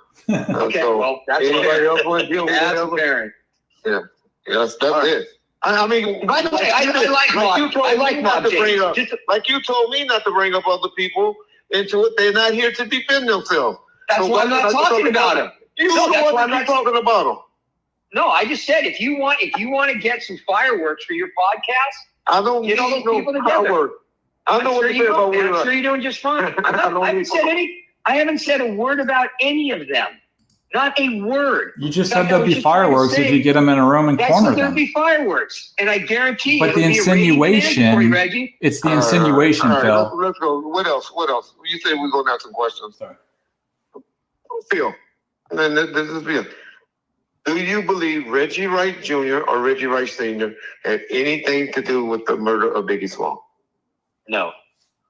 Okay. Can I ask a question now? That's all I need to know. No. Can I add a little? Don't listen. That's a big question. That's a big thing. That don't need to be just brushed over. So go ahead and then you can elaborate, Phil. Okay. Do I think that you are coming clean with all the information that you have of events that took place and the people that were involved within Death Row Records? And some of those people were involved in law enforcement and were involved in the killing of Biggie? No, I don't think you're providing or you're telling everything that you know. That's based on. My question is, I have anything to do with it? Yes. No. Okay. Now, hold on. Travis Smith says, salute. What up, Dukes? Hey, guess what I just found out? Spider Loc is not banned from the ECC. I never thought that Spider Loc was banned from the ECC. I think I seen the the 9/7s, where he's from, say he's banned. So I don't know about the other ECs, but I've seen the 9/7 speak on it, saying he's not from 9/7. I'm gonna find that and play that for you next, Travis Smith. Since you want to bring up pull the trigger, no. Are you in the vicinity? No. Do you have information? Do you have information that is part of the full umbrella or scope of the before or after? Before or after? Then I would say yes. Before or after did I have something to do with the murder of Biggie Small? I would say you have information. Well, before. I mean, once the murder's done, it's done. There's nothing after. Well, you say cover up and stuff. When you say I knew about not part of the cover up. No, I don't think you're. No, I know Reggie's not part of the cover up because I know who is part of it. Okay. That's indefensible. Yeah. That's a whole nother part of this case that is 100% undeniable of who was involved and how the cover up took place. I know there's idiots out there like Greg Kading who keeps saying about how there's no way this crazy conspiracy theory of Agent Carson and the FBI. No, it is factual, it's documented, and it's indefensible. Well, are the documents public though? Are the documents public? Because to say it's factual, it's that not everybody has access to what you have. Put it this way. Still an open investigation or something. There's a difference between talking about an ongoing investigation versus talking about the cover-up that 100% took place, and it's indefensible, John. Okay. It's all factual, it's all documented, and for anybody to say, oh, it's impossible for the LA Times and LAPD and the DA's office to be in cahoots to try to shut this down, they are 100% wrong, period. I'm not saying the entire LA Times and LAPD. People need to understand something. I do not have a problem with the LAPD. I have a problem with one person in particular. Greg Kading? I don't have a problem with the DA's office. Yeah. I have a problem with a couple people there that have serious issues that got kicked off this case. I don't have a problem with the LA Times per se. So I have a serious problem with one particular 12, 13 other people, 12 or 13 other law enforcement agencies from your agency as well, Jeff, that was on this case. Do they believe and concur with what you said, or do they believe and concur with the findings that Greg Kading came up with? Without question, there is not one person, and I've spoken to people on his task force. You can watch these documentaries, the people that have, say, narrated it. There is not one person that believes Greg Kading. Not one. Okay. I just have a simple question to John and Reggie. Okay, I have one for you guys too that I've been trying to squeeze in.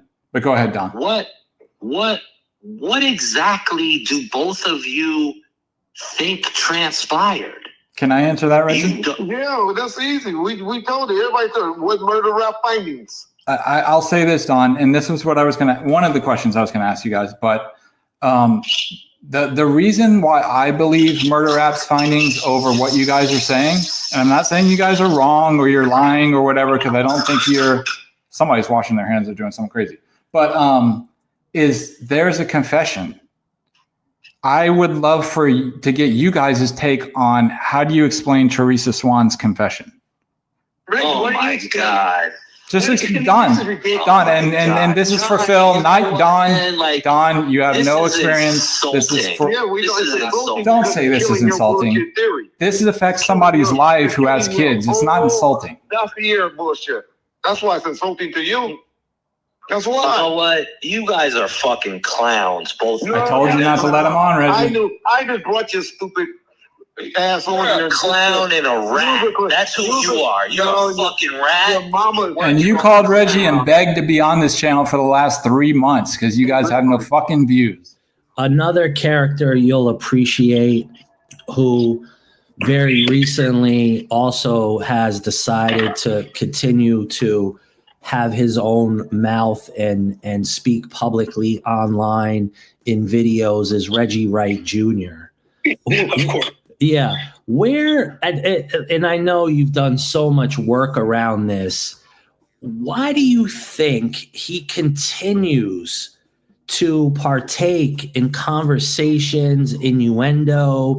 He recently threatened Suge, you know, in a video after Suge had kind of called him out in his podcast, and now these two are going at each other.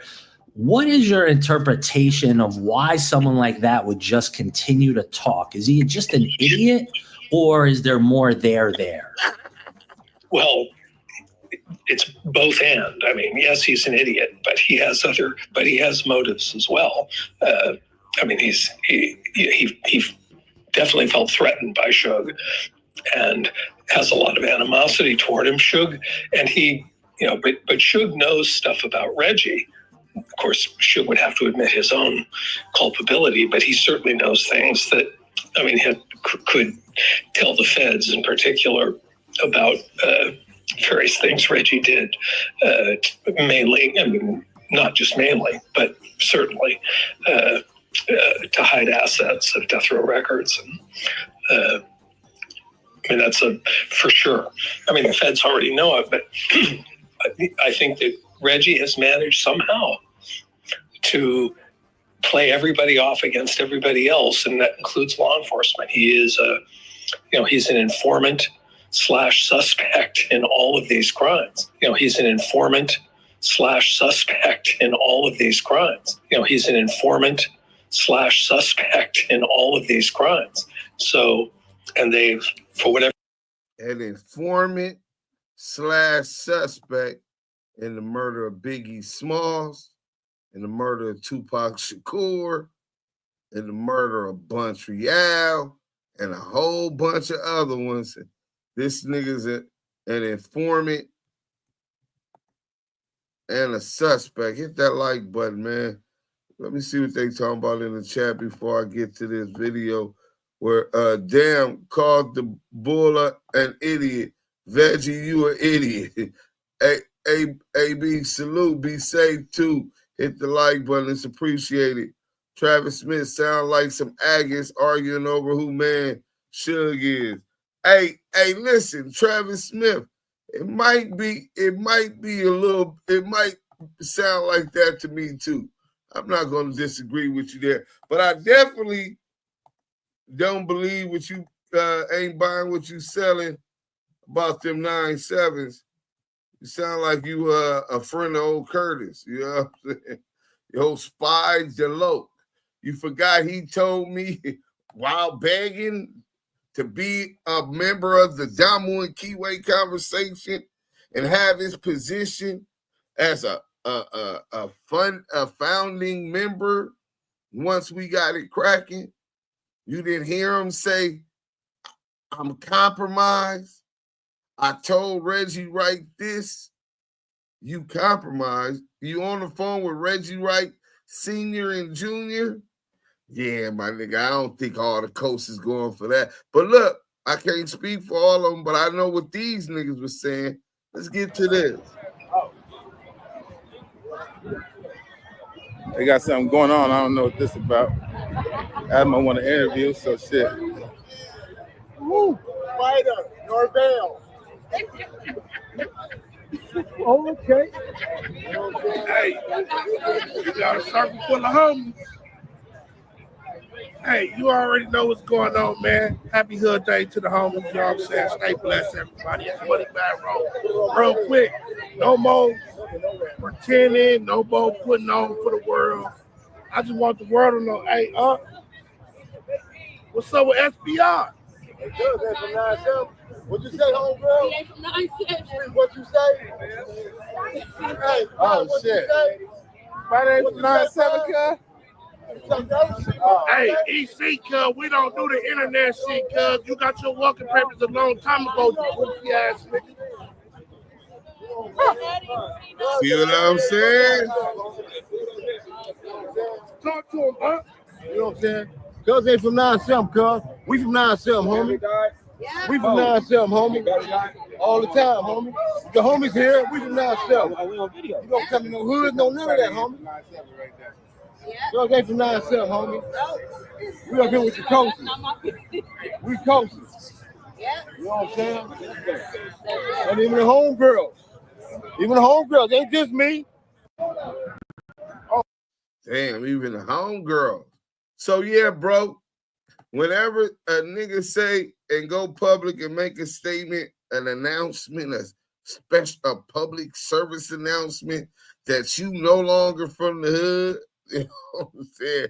Damn, imagine that.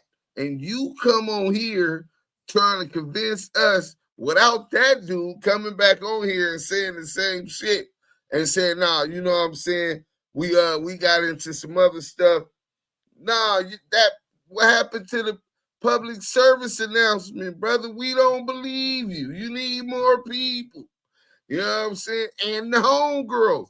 Don't forget to bring the homegirls. They said the homegirls. Well, we finna smoke a little, then get into work and listen. Lord Bringsy, salute, man. Brian Dow, salute.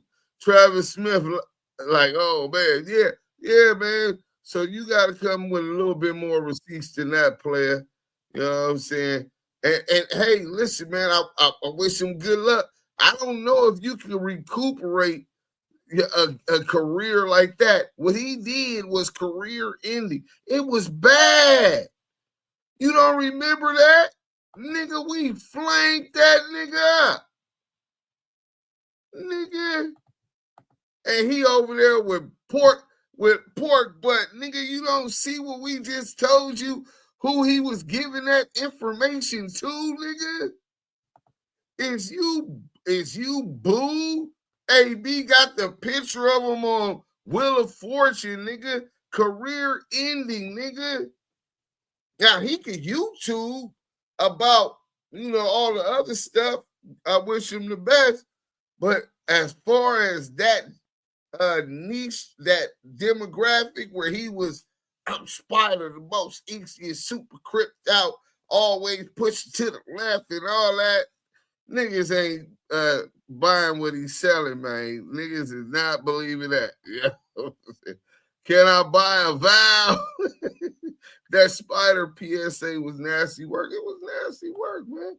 And the reason I'm gonna say that, because I don't got nothing against Spider, but Spider was compromised. I felt obligated to make sure his homies knew what I knew, right?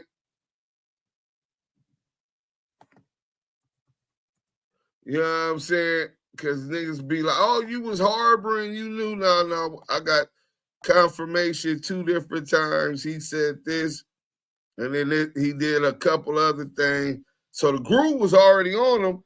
He really was just following me around. And the homies was like, man, they don't trust him. Nobody trusts him. You know what I'm saying? Yeah, man. Then he want to go ask to get his status back, shaking my motherfucking head. Big N, big no. Yeah, big no, man. A white lady got on social media trying to start a race war, and she let come out her pie hole that blacks kill themselves anyway, and they can't him like them, and y'all shoot and miss. Make sure y'all know. Shoot and miss? Damn, you very stereotypical. What do you mean shoot and miss? I'm an internet dude. You do understand, like 99% of the time, shit on the internet happen. Nothing don't ever happen, bro. This is the internet. It's an artificial world. Now, when I see CS2 back, it won't be no shooting unless, he up it and can't take that ass whooping, but he definitely got to run this fade. See all that right there? Yeah, he gotta feel every bit of that. You know what I'm saying? Nigga, we gonna touch everything up in that motherfucker, nigga. He wanted Damu and Kiwe to validate his cripping. Lou for the Lou. Jesus was black and they looking for more than them people. Don't let no one tell you who you are. Black American people. Well, black is a social construct. We melanated, king. God's people. You know what I'm saying? Y'all need to find that video. Which video? With the Jeopardy? Spider has sent it to me a long time ago. You know what I'm saying? But yeah, man, I didn't have no issue with Spider. I had to do that publicly, and it went that way. You know what I'm saying?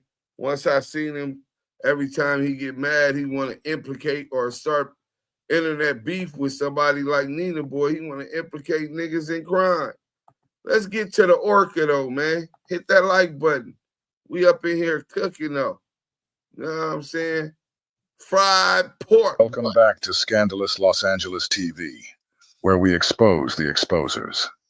The walls are closing in on former Compton police officer Reggie Wright Jr. as new bombshells emerge in the case of Tupac Shakur's murder. Kiwe D, from his jail cell, is now claiming that Reggie was the one who orchestrated the killing. These shocking revelations echo the words of Kevin Hackey, who once predicted that Reggie would be the fall guy. But I think at the end of the day, ultimately, Reggie is and will be the fall guy at the end of the day. And now, those predictions are sounding more accurate than ever. The man charged in Tupac Shakur's murder is speaking out from behind bars for the first time. Dwayne Kiwe D. Davis insists he was 300 miles away when the rapper was shot. Dwayne Kiwe D. Davis insists he was 300 miles away when the rapper was shot. Kiwe now claims he wasn't even in Vegas the night Tupac Shakur was murdered, further exposing the depth of the cover-up surrounding the case. If Kiwe wasn't in Vegas, yet figures like Vlad TV, Greg Kading, Reggie Wright, and everyone else involved in pushing that narrative insisted he was. It points to a larger, coordinated effort to conceal the truth behind Tupac's death. This suggests there's a powerful machine at work, actively working to bury the real story. At this point, there's really no need for speculation.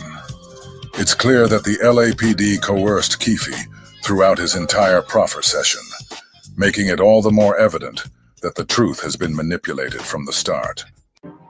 And they were not allowed to record interviews. And so we were honoring that for Jeff, the FBI guy with us, because he said he can't sit in if they're being interviewed unless he goes and gets special approval. And we weren't going to wait around for that. His decision to surreptitiously record that interview is everything. Like, I can't even tell you, like, I could never have done the book or any of these things. We wouldn't be here where we are today, honestly, I don't think, if he hadn't secretly recorded that entire interview.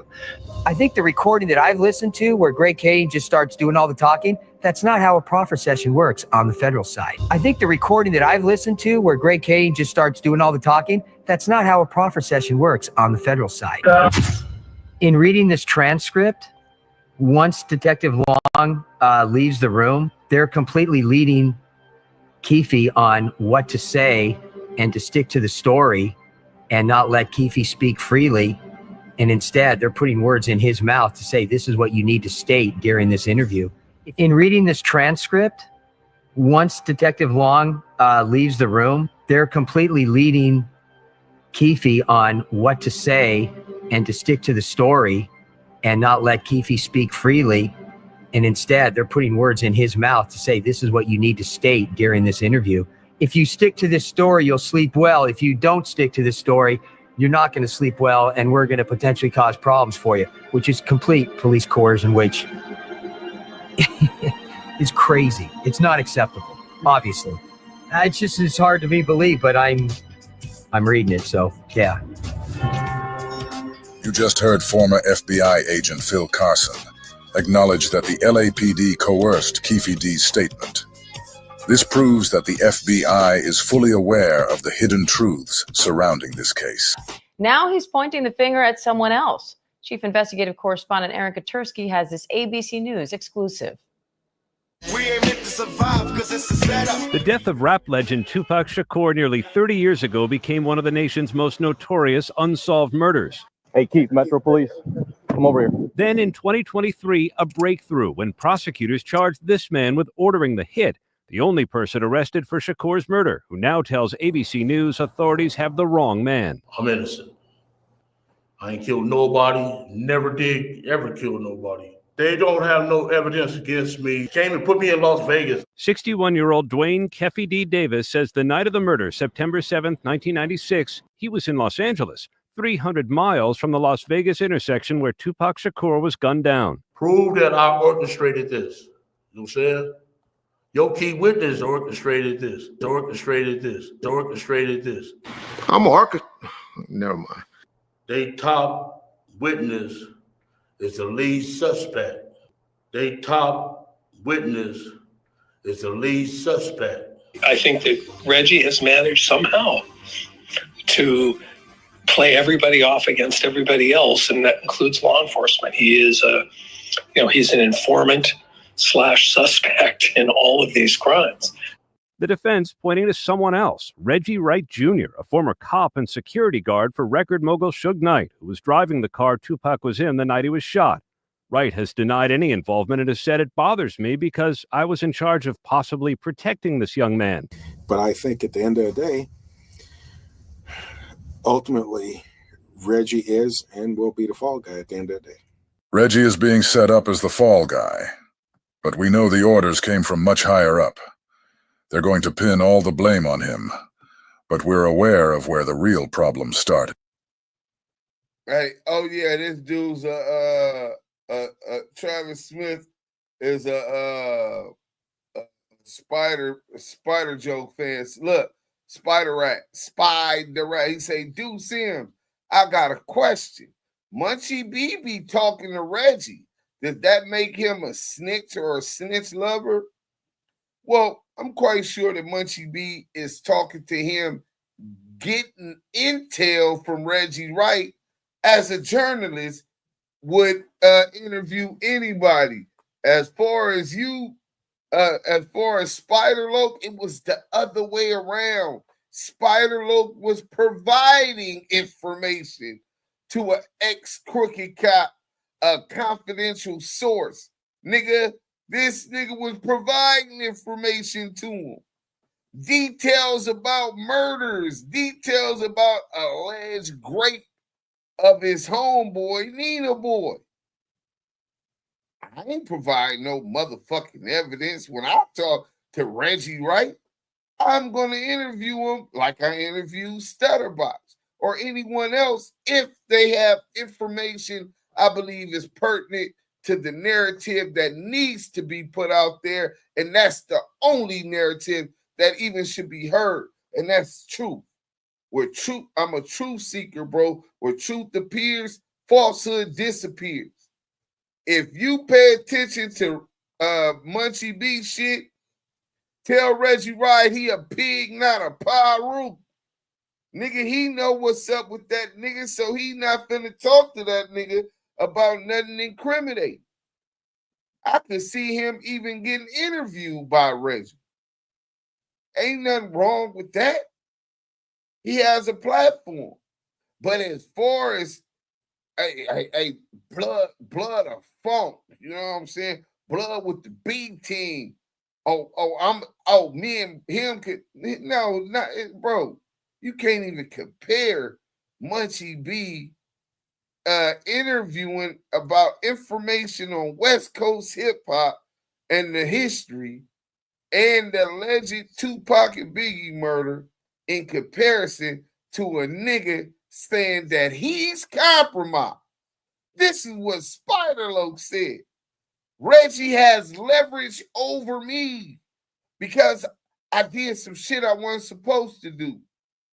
So I'm like, what this nigga, what you mean Reggie got? Nigga, Reggie's an informant. Reggie's an ex-cop. Once a cop, always a cop.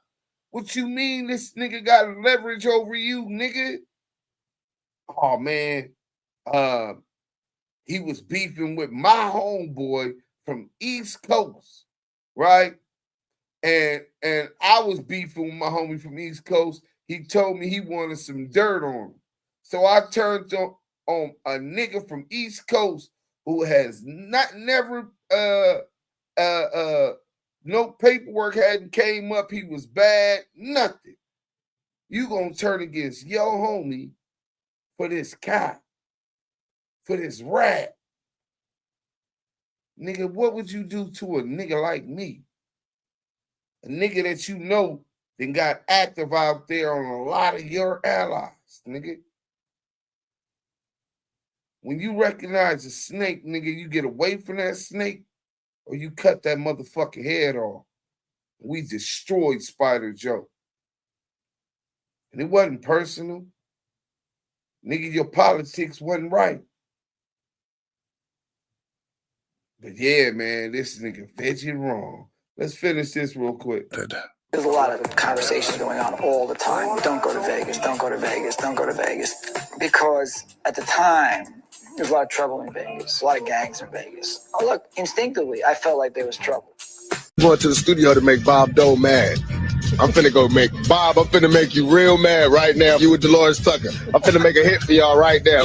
And prosecutors say Davis incriminated himself in his 2019 memoir, Compton Street Legend, and in this on-camera interview. You said the shots came from the back. Who shot Tupac? They keep it for the code of the streets. It just came from the backseat, bro. Davis now says his previous admissions connected with the shooting were made under duress and for money, claiming he did not write his own memoir and was fed information by police. I shouldn't have said nothing. You know what I'm saying? I shouldn't have said nothing. And I'm innocent, man. Prosecutors declined to respond directly to Davis's new claims. They say their case is strong and they expect a conviction. Tupac Shakur is one of the best-selling rap artists of all time, 75 million albums to date. Most of those sales posthumously, thanks in part to hits like California Love.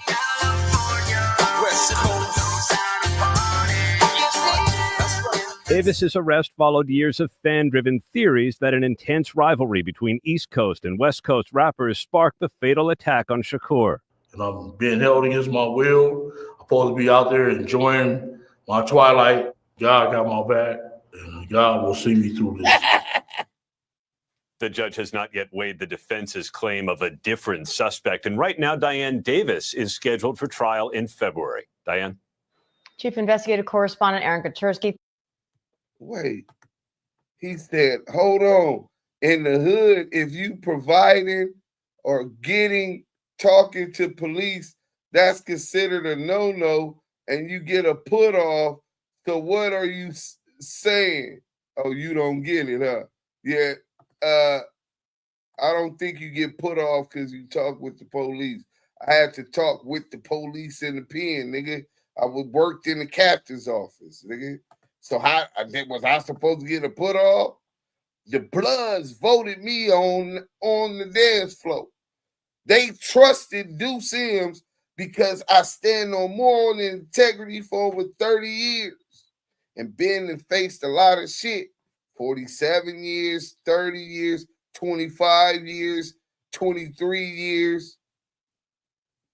I didn't even want that motherfucking job. But we didn't want to lose the position. So when the homies nominate me, I stood up to it. So was I supposed to get put off? Listen, my nigga, this is not that. Let's finish this, man. This is almost over with. Thank you. Thank you. So that is over with. We're going to get off of that. But it's on the Death Row alumni, World War III, Suge Knight, Big U, Reggie Wright Jr., even the internet guy, John and Bombfirst, who was the internet guy at the row, not Death Row, when it was the row. Stop all the hate watching, people. You need to hit that like button. Come on, move. Hey, don't even beg them, man. You know what I'm saying? What's up, dude? Sims? You finally spelled my name right. Watch Baby for Life. Salute to you, King, and Yael. Salute to you, King. He got some did nerd on me. That nigga Spider jokes. Oh, you know he got some did nerd on me. Did nerd. Nigga, that shit, nigga. Don't make me have to flame that nigga. Nigga, do you know that the internet is forever? Nigga, do you know that the internet is forever, nigga? Nigga is not finna be on the internet talking about Deuce Sims got put off unless they trying to crash. Deuce Sims ain't from the hood unless they trying to really crash. For real, that's above their pay grade, nigga. You know what I'm saying? Them type of decisions is above niggas' pay grade, nigga. With Deuce Sims? Oh, yeah. Believe that. But Nina Boy can't go back to his hood. I don't know about that. I don't know about all that. And I'm not trying to get into all of that. I'm just getting on what we can see on the internet. And on the internet, them niggas from 9-7 and the homegirls, don't forget the homegirl. I hate all these bastards who killed Tupac. That's what the fuck I care about. I'm tired of all these motherfucking gatekeeping the truth. I'm sick of it. Somebody needs to pay for taking Pac away. Hey, man, you sound like me and Scandalous, man. But I don't want them to go to jail. I want to figure it all out. You know what I'm saying? You already know if you do anything around CS2 back, them feds will know before you get home for the night. Listen, they can come get me. I expect them to knock on my door after I knock that nigga out. That's all right. I'm going to do that. You're not going to call me a rat. You're lucky I'm not looking to do more harm to him. I've changed my ways. Yeah, my ways of fighting, but we got to get that fade. You said Deuce Sims a rat. I got you. You disrespected Maria. She's a civilian. Ain't nobody said nothing about that hard-knuckled ass, buff-ass cat burglaring bitch you got over there, right? But now we on her manly ass. It's all free game. You disrespected John Jr. It's all free games. You lied and said Booger was a rat and all bad because he didn't want to gangbang no more. Nigga, we read his work. He ain't snitched on a nigga, period. Nigga snitched on him. So if he choose, nigga, he didn't sign up for that and he through with it, I wish him the best. He got to live that life. But for you disrespecting me, my family, my woman, you disrespecting the set also, nigga. What's with dude? So a cold demonstration going down. Mental health is real. Shaking my damn head. Kiwe James, salute. That code gonna break when the judge say 50. Nina can't cut because of what he did to a Cripette. Oh, that's why? Fuck Reggie and Wack. Mad Tupac hit Kim first. He said, fuck Reggie and Wack Mac and Tupac hit it first. Let me see what Maria trying to do. G-Mac, I made a few dollars in the bridal place. Kiwe, mental health is no joke. Hey, man, you ain't never lied. Let me see what's up with the beautiful queen. Yeah, you with us? Suge just did a call-in on News Nation. Said, Reggie. You damn straight. I can't make that damn call. I forgot I'm live on Clubhouse. Brother, you on Clubhouse, Instagram, YouTube, Twitch, Facebook, Switch, Facebook, MacBook, look, we booking. Deuce Sims is cooking. You understand me, man? Man, I hope y'all getting into this content, man. Be it edified to the Most High, man. Listen, we got the tribe of Levi leading the way. Hey, oh, so you want to play the game? Listen, brother. Nah, so you want to play the game, huh? Nah, brother, we not playing the game. We ain't putting the chemicals in the pudding pot. Now, y'all want to play the game, so you with the union then, right? Brother, listen. Fuck the union, nigga. It's listen, up. I said nothing about nothing. Okay. No, you made your decision the other day. Here we go, bro. Keefe, I just asked Maria what we eat. Drop the link in the chat. Drop the link in the chat. Bring up the union. I'm gonna drop the link in the chat. Anybody got something they want to speak on, man? Oh man, yeah, dude, you ain't shit, brother. Niggas hit them federal USPs, man. Them niggas is savages, nigga. Niggas get told on you in the feds. If you get 10 years or less, they call that a win, nigga. Nigga, you get 10 years or less in the feds, they call that a win. Most of them niggas in there got 155 months, nigga.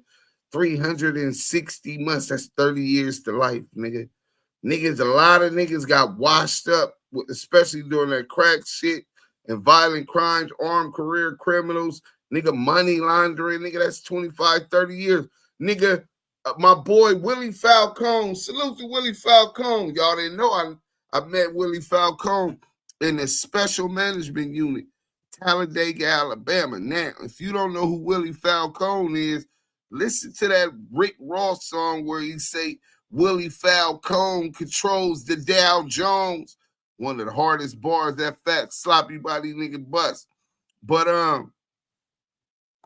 that nigga, most of these clowns run the narrative that you're a hater, Deuce, bro, but the word truth has been hijacked by weirdos and they call truth hate now. You hating for telling the truth. You can't make this shit up. Hey, Slim Reaper, bro, it's okay. See, one thing I learned is truth is a deadly motherfucking weapon, right? It'll whip a nigga worse than a rifle or a pen, nigga. You know what I'm saying? Nigga, Malcolm got unalived because of his truth. Martin Luther King got unalived because of his truth. See, people that do foul shit, niggas who's told back in the day, niggas who did busted shit back in the day, niggas who got skeletons from taking pussy and booty and all kind. Them niggas always hate the truth because it exposed how foul these niggas is. So they get to, hey, that's our business, homie. Yeah, it's your business for a reason, nigga. You trying to keep that secret up under wrap, You a foul nigga. And a lot of these other niggas be knowing about these foul ass niggas, and niggas is condoning it. Because a nigga got a bag. Or because the nigga knows some smut on that nigga. So at this point, you know what I'm saying? I keep my circle small. I love my loved ones, my family members, villagers, fellow villagers, you know what I'm saying? In my section, you know what I'm saying? And focus on living the rest of my life. A lot of us didn't think we would make it. We here, nigga. Damu and Kiwe Conversation. Let me see. Oh, Maria didn't hit me back. Because if Maria hit me back, this over with. Then we gonna be closing this down. Yeah, Marty ain't trying to do nothing else. Hold on, let me see. We might have another video. No, they still ain't released the video. We got the cartoon video coming out about the $2,000 lick. So, hey, that shit finna be dope as fuck. So when I get it, I'ma post it so y'all can find that in my community. Until then, I want y'all to know that. And the question is, Suge in the poll is Suge winning the war at Death Row Records? 72% say yes, Suge is winning. 24% said no, he's not winning. 1% said Reggie Wright Jr. is winning. Somebody got Reggie Wright Jr. is winning. And then 3% of 269 votes, 3% say that Wack100 is winning the war of Death Row Records right now. Damn, so CS2 Back is the #1 Death Row record rat. No. Not rat. It's Suge Knight winning the war at Death Row Records. Right now, you got Suge versus Reggie and Wack. You got Wack versus Rat James, Mob James, Rat Ass. You got niggas all kind, even the tech dude, John from The Row Records, right? I guess he worked the internet for Reggie. Then that's the one that do Bombfirst with Reggie, right? Oh, Mountaineer, right? You got him heaving in it. It's a slugfest, man, and we here for it. We got T100 in the T100 in the chat. We got a cop say, what did he say? We gonna end the poll. T100 say Reggie don't want no fireworks on his podcast. He says you can't expose all of us at the same time on my podcast. Damn. Yeah, Reggie definitely protected all of the rats. You know what I'm saying? He ain't got no problem. Rats of the same tail together. It's not wrong to talk to the police. If that's the case, when they ask you your name and birthday, you should get put off. It's wrong to give the police info. He got that, Mike B. If he didn't get at that point, wasn't trying to get it. He was trolling. I need a spider. What you said? I need a spider saying what you about 50? So why are you in Milwaukee and not ever back in LA? Damn. Well, I'm in witness protection, brother. And if you really want to know, see, I got the balls to tell the truth. You know what I'm saying? They almost kicked me out the last time I went to LA. You know what I'm saying? I wasn't supposed to be able to ever be around LA gang members no more. And I was around Yael and Big Messy Moore and John Jr. You know what I'm saying? And the homies in the set. And Pop LQ and Tiny Draws and Big U, right? So I don't know what you mean, never back. And I'm not in Milwaukee, brother. I'm in Madison. It's the capital, brother. Milwaukee, grimy as a motherfucker. I'm in a better position, you know what I'm saying? As far as, you know, shit still happened in Madison, but Milwaukee is like Chicago, nigga. The informant side doesn't like deuces. Yael or Damu and Kiwe Convos because the truth is on this side. The truth is usually hated in the time, but in the future, all of them will say, I been knew he was CS2. Nigga, they hated Jesus because he told the truth. Nigga, unalived Jesus. So you think just because I brought it and I'm from the streets and I done put in work and all of this shit, they supposed to like the truth now? Nah, you know what I'm saying? You know what I'm saying? Hating ain't nothing new to me, man. I've been hated on all my life because I'm the truth. Travis, it's cool to move it, ain't it? Spider-Loc said, what you about, 50? What's with dude Travis? Look, you done got the wrong attention now, Travis. I'm trying to school you. I try to have tolerance with you. They sick of your shit. Travis is really upset. Travis might be old Curtis. Well, Norvell. My bad. His name Norvell, you know.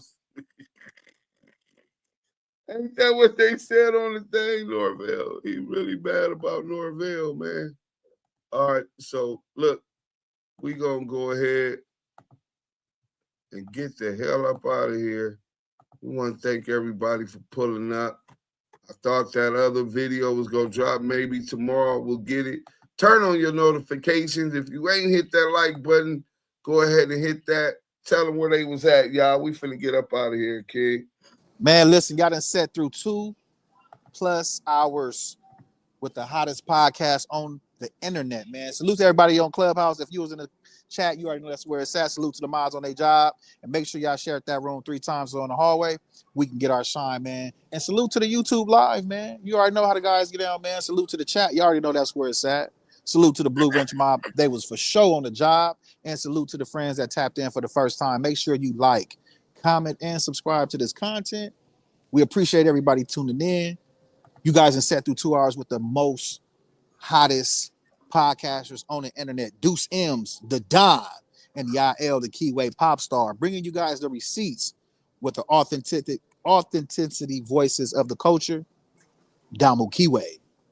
Man, I ain't even gonna end it no more. Yeah, if you busy, you can go. I'm feeling. I learned. I know who that is now. We got old Spidey in the house. I'm gonna mute up. Oh shit! Hey, so hey, tell old Norvell he can thank Travis Smith. Hey, don't shoot Travis Smith. You know what I'm saying? Since he want to play, you want to be famous, huh? You cloud chasing is always about you. I'm here, nigga. I ain't going nowhere. So is that him? Hold on. Yeah, that's old brother. Spidey. Spider Rat. Brother. Hold on, let me see. Spider Rat. Hiding, brother. Exposed. Oh man, he wanna get in, man. Told him about Nina Boy. Hold on, man. Spider Lope. Let me see. We got that. Now, you know who broke it down short? What you call it? 2 Gangster for radio. I mean, 2 Gangster for YouTube. 2 Gangster for YouTube got on him. Munchie B crushed him.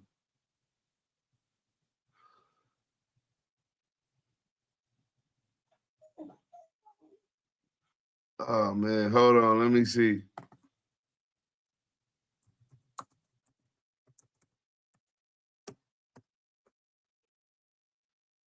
Oh, shit. Dose of Reality TV. Oh, we had all of the things. Yeah, it was bad. It's bad. I can't believe he still wants that, man. You know what I'm saying? This nigga's... Bro, once you cut that water off, bro, it's always different. Let me see. How long was this one? Let's go to my boy at Dose of Reality TV. Let's have a good laugh on the behalf of Spider Lope.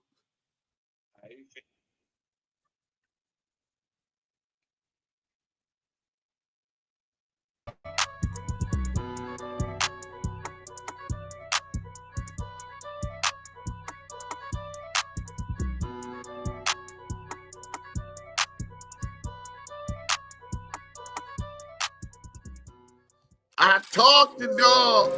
Golly.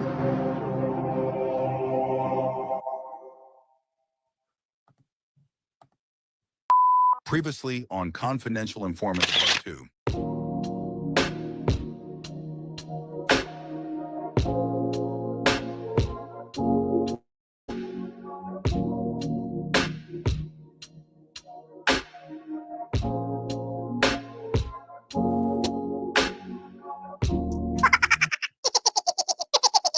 Pause.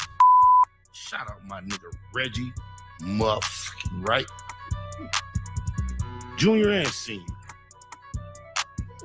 Is currently active in my campaign to get my comrade from Southside Compton Crip, Mike DeRoe Jr., aka Lil Al, BDL, free Lil Al. Shout out to Big Reggie Lil Reggie. Now, let me tell y'all something. Remember that. Remember it. Write it down. Take a picture. I don't give a fuck.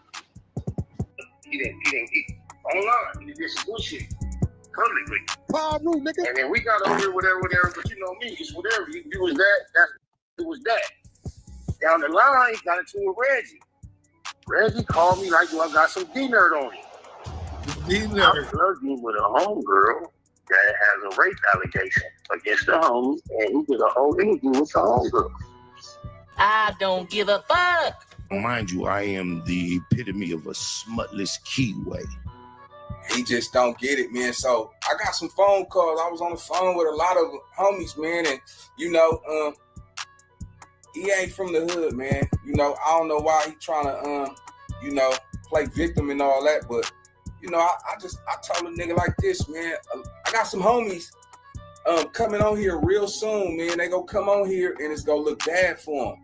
Juvenile hall till now, 49 years old. Gang banging, absolutely zero smut. Nigga, I'm the most eastiest, cuz you ain't banged it damn near 30 years, 20 years. Hey, what the fuck is you taping for, Keisha? We thugs, we can't be on no TV. Shut up, Ray Ray. At this time, this individual lost their life. God bless the dead, unfortunately. And Nina Boy was on a campaign singing cuz praises. And the problem is this. The whole Coast Guard went to that man's funeral. So if you said that I was sympathizing with somebody on paperwork, you gotta be mad at the whole Coast Guard, homie. Not even that. Guess what the fuck I did in my war mind? Who got the biggest platform? I know. That I have access to. Reggie Wright. I called my friend Reggie Wright. Hey, can you please tell your Negro to back the hell up off me? Hey, pelvis back 2 inches, homie, but stay up on her though. What the fuck is it like then, Keisha? If you listen, I'll tell you. You tell me. Who didn't hear me a couple weeks ago when I said I don't give a fuck about what Nan Damu got to say about Kiwe business. But he got people from First Street East Coast. Shout out my nigga Tank. So he don't care what I gotta say about Kiwe business. So it's Kiwe business that you told the ex-cop and his dad about a East Coast nigga that had allegations of date raping another Kiwe female. If that was Kiwe business, why is you telling him? And then why would you tell me? When you tell me on the phone about it, doesn't that make that my business, nigga? You made it my business by telling me your business, nigga. Who was present at the exact funeral? I only say this because I'm at the funeral. It's a big black nigga from East Coast walk up on me, aggressive as fuck, being funny and showing love, talking about the last thing I expected to hear, Damu Kiwe Conversations. I'm looking like, huh? That nigga said a big old nigga Tank Low 6'6", nigga about 260, nigga. First Street East Coast, nigga Damu Kiwe Conversations. Press up on him at the funeral. Hey, tell old boy, I could be in witness protection, nigga. Still got longer reach than you do. Let's go. Yeah, I fuck with Ducem. That's my people.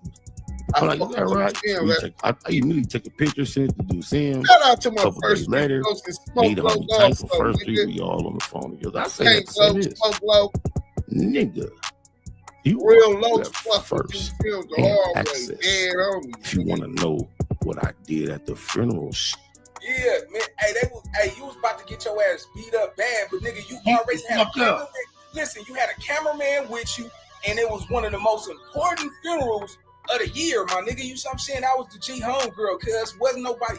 Nigga, you know you got that hall pass, cuz you on this internet, and everybody know, cuz niggas is not. I'm telling y'all. We don't want that nigga. Nobody want, cuz. Ain't nobody fucking with him. Wait to get my hands on this food. Come on out, cuz. Right, cut it out. You're gonna make it mad. I don't give a fuck, Keisha. He should be worried about making Ray mad up in here, bitch. Who you calling a bitch? Show yourself. No, Ray, don't do that. Don't. Thinking they were thorough. They were supported by Big U. Papa LQ from Rolling 60s. I thought they were official.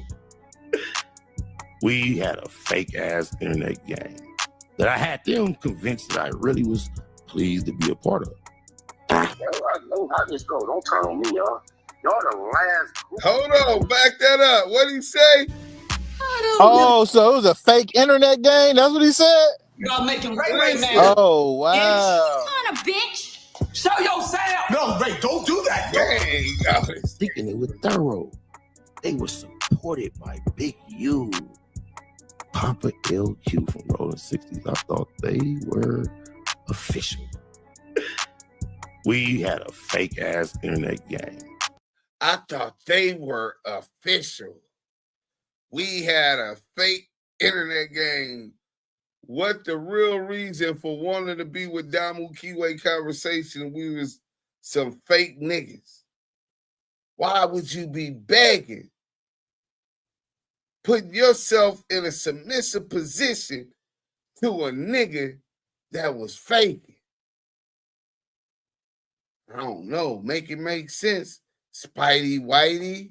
That I had them convinced that I really was pleased to be a part of. I had them convinced. How this go? Don't turn on me, y'all. Y'all the last group of people I can connect with online. Without y'all, there's nobody. Y'all the last group of people I can connect with online. Without you guys, there's nobody.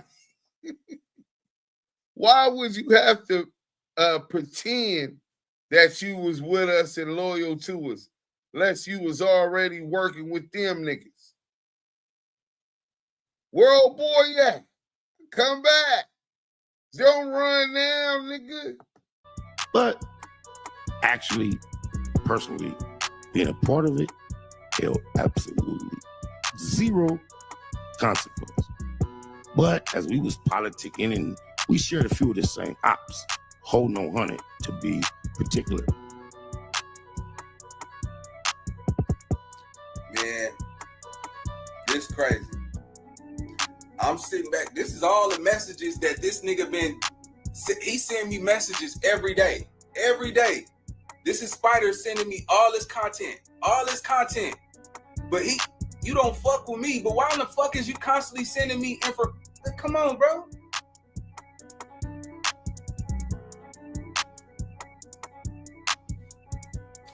Spider-Lo told me, look, I told you he been out here hating on you on the low.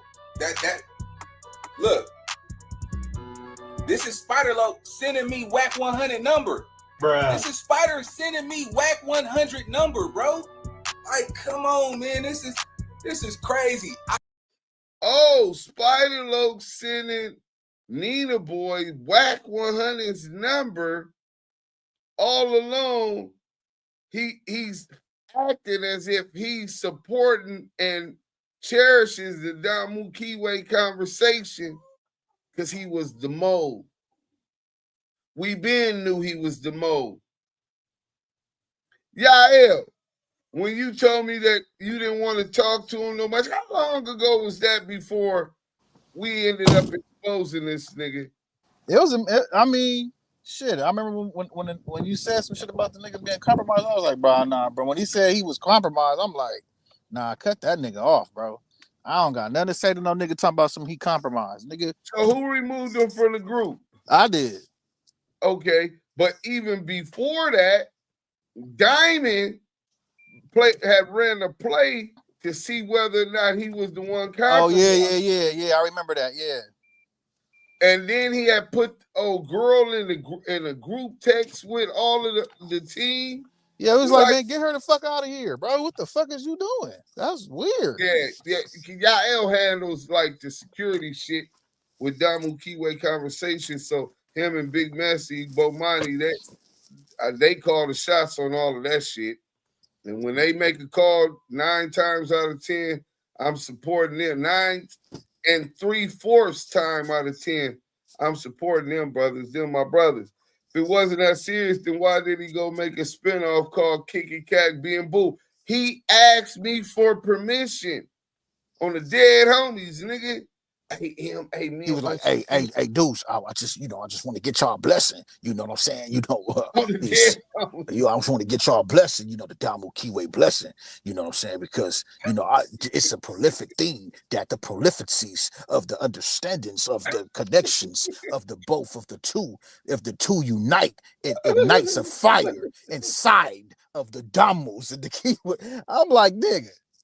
We could just be Damu and Kiwe, and that could just be the way. You know what I'm saying? But all in all, Munchie be a solid dude, and we thinking like, okay, if he's gonna do that, and he's asking for the blessing, okay, and you genuinely trying to bring the Damus and Kiwes together with authenticity, and you really genuinely feel that making a brother platform to the Damu and Kiwe could uplift and bring the people together, so be it.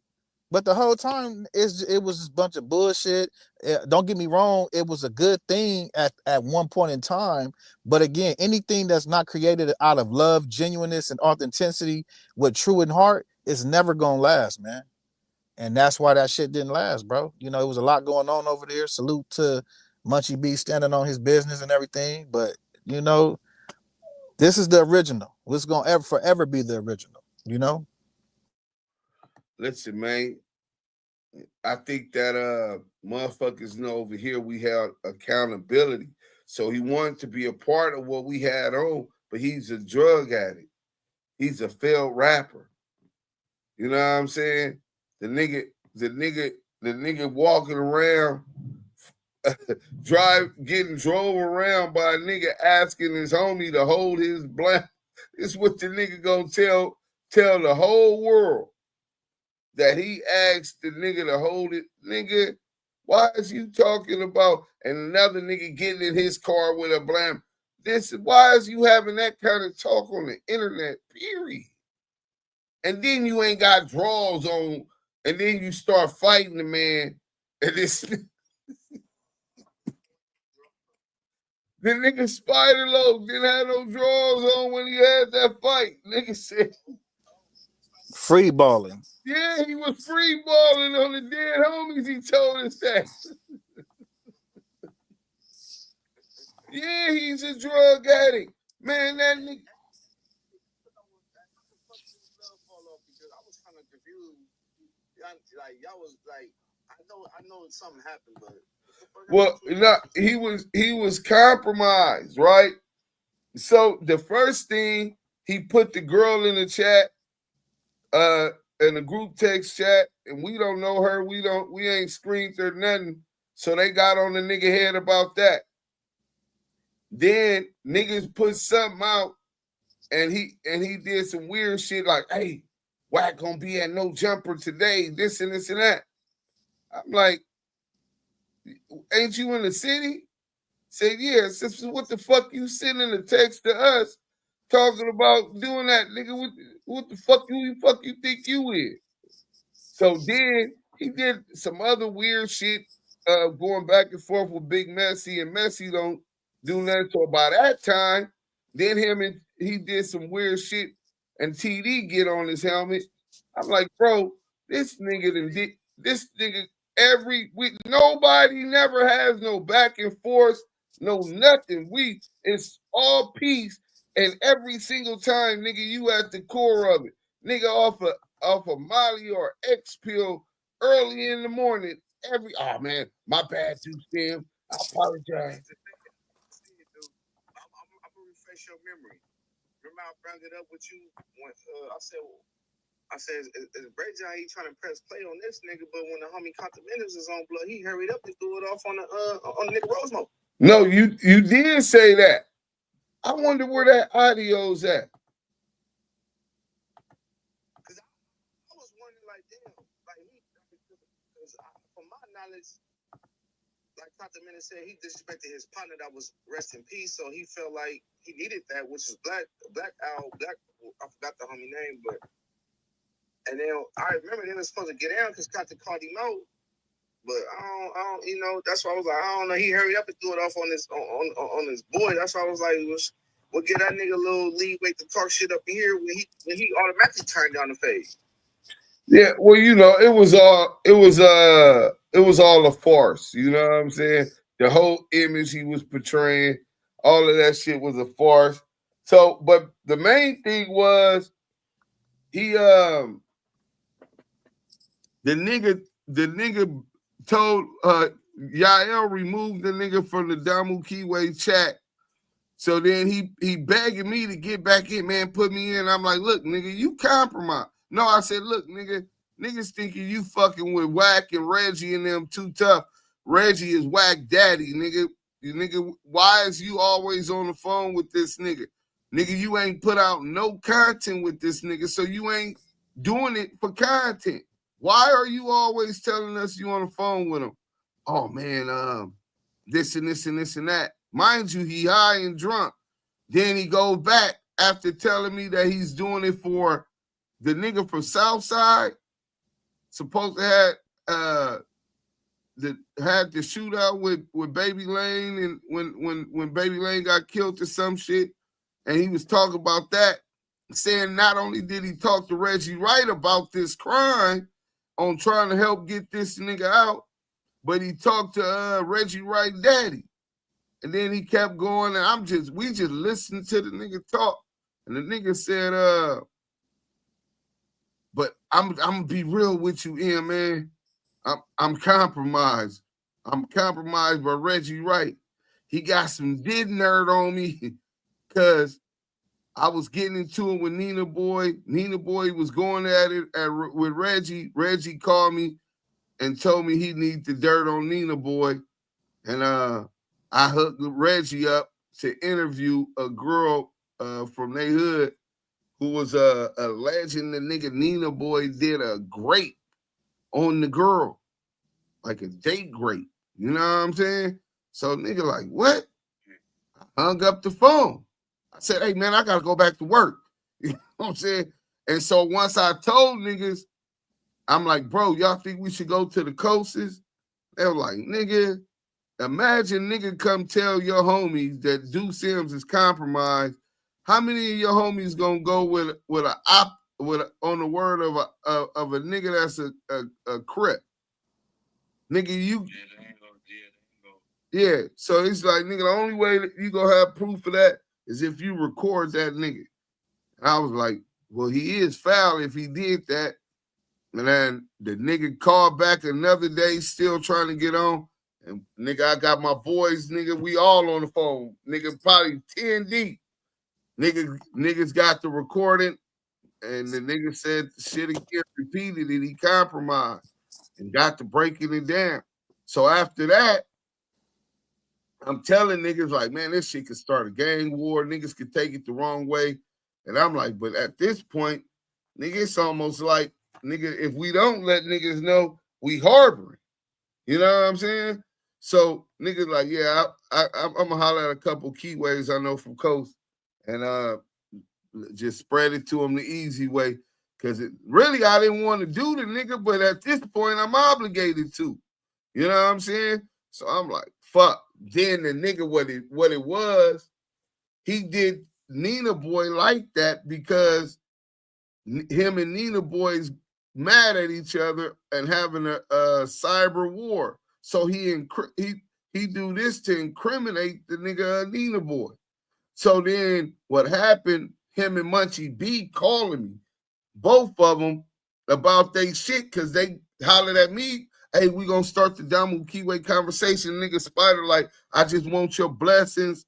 Like, look, bro, as long as y'all represent yourself like real Damus and Kiwes, nigga, we ain't got no trademark on anything Damu and Kiwe and everything that's Crippin' blood, nigga.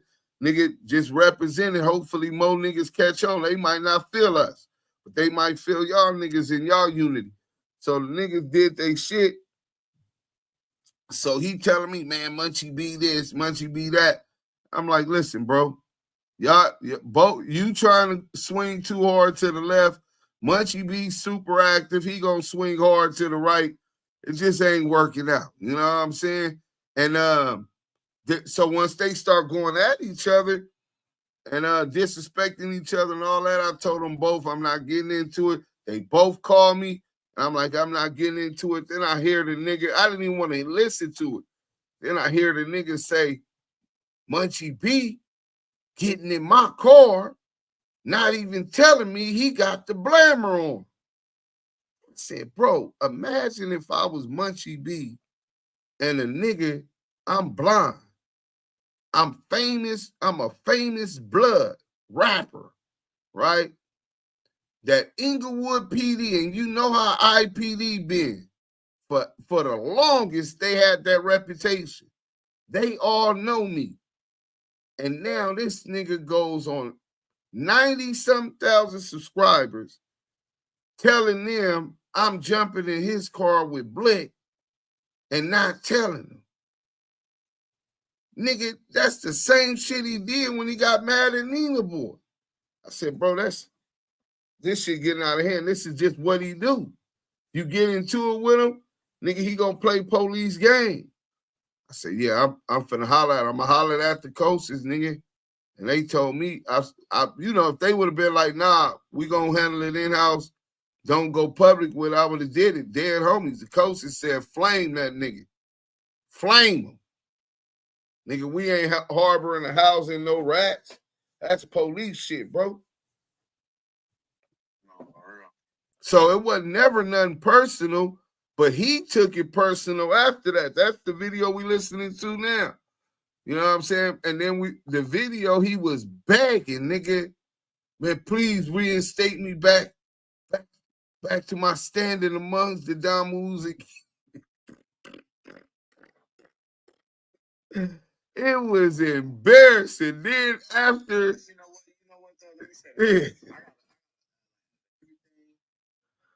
don't think Nina Boy get enough credit because based off the fact that he did what he did with basketball, niggas thought he did some boo. God still went over there and got his DP out the way when he was called upon and all that shit. So niggas still gotta, you feel me? Because I feel like that was some gangster shit. Like you knew you had something coming after that fight, you went over there and handled that. And Spider Loc was the main one. Win, lose, or draw. Win, lose, or draw. You did whatever. Yeah, whatever he had to do to get stay in good standing with his people. Spider has crackhead tendencies. I don't know if he off the brack. Maybe Christina Aguilera. Maybe some X or something. I'm not sure. The crack though, my nigga. Crack is whack, and whack is crack. You know what I'm saying? He's not dead. I just looked it up. I was just commenting on another show. It wasn't this many people in the chat. I'm lost for real, for real. Let's finish this real quick. It's almost done. This was hilarious. Man, that's crazy. Spider Loc sent me Wack number, bro. Like this.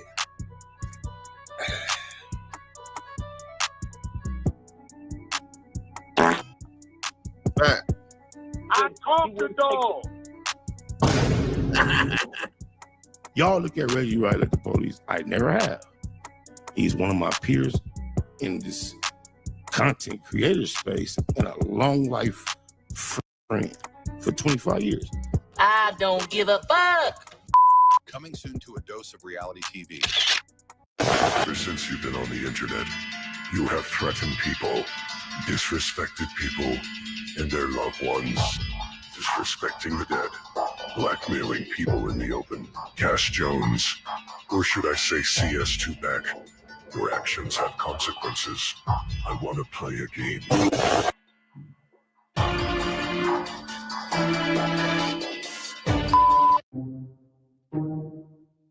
No, we got to run that back one more time. Now, maybe I can find the Two Gangsters for Radio. Let me see, man. Because if I could do that one was funny too. And, oh, man, it was hilarious. Yeah, we going to have to get to it, man. Let me see. Two Gangsters for Radio. I mean, Two Gangsters for YouTube.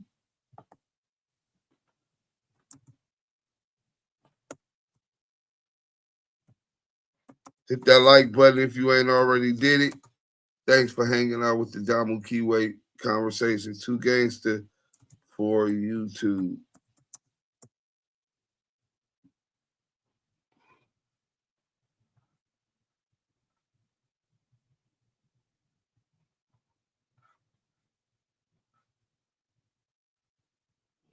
Yeah, that's crazy. They shit ain't popping up hot. Two Gangster for YouTube. It might be on Paperboy Newsstand. That might be it. Hold on.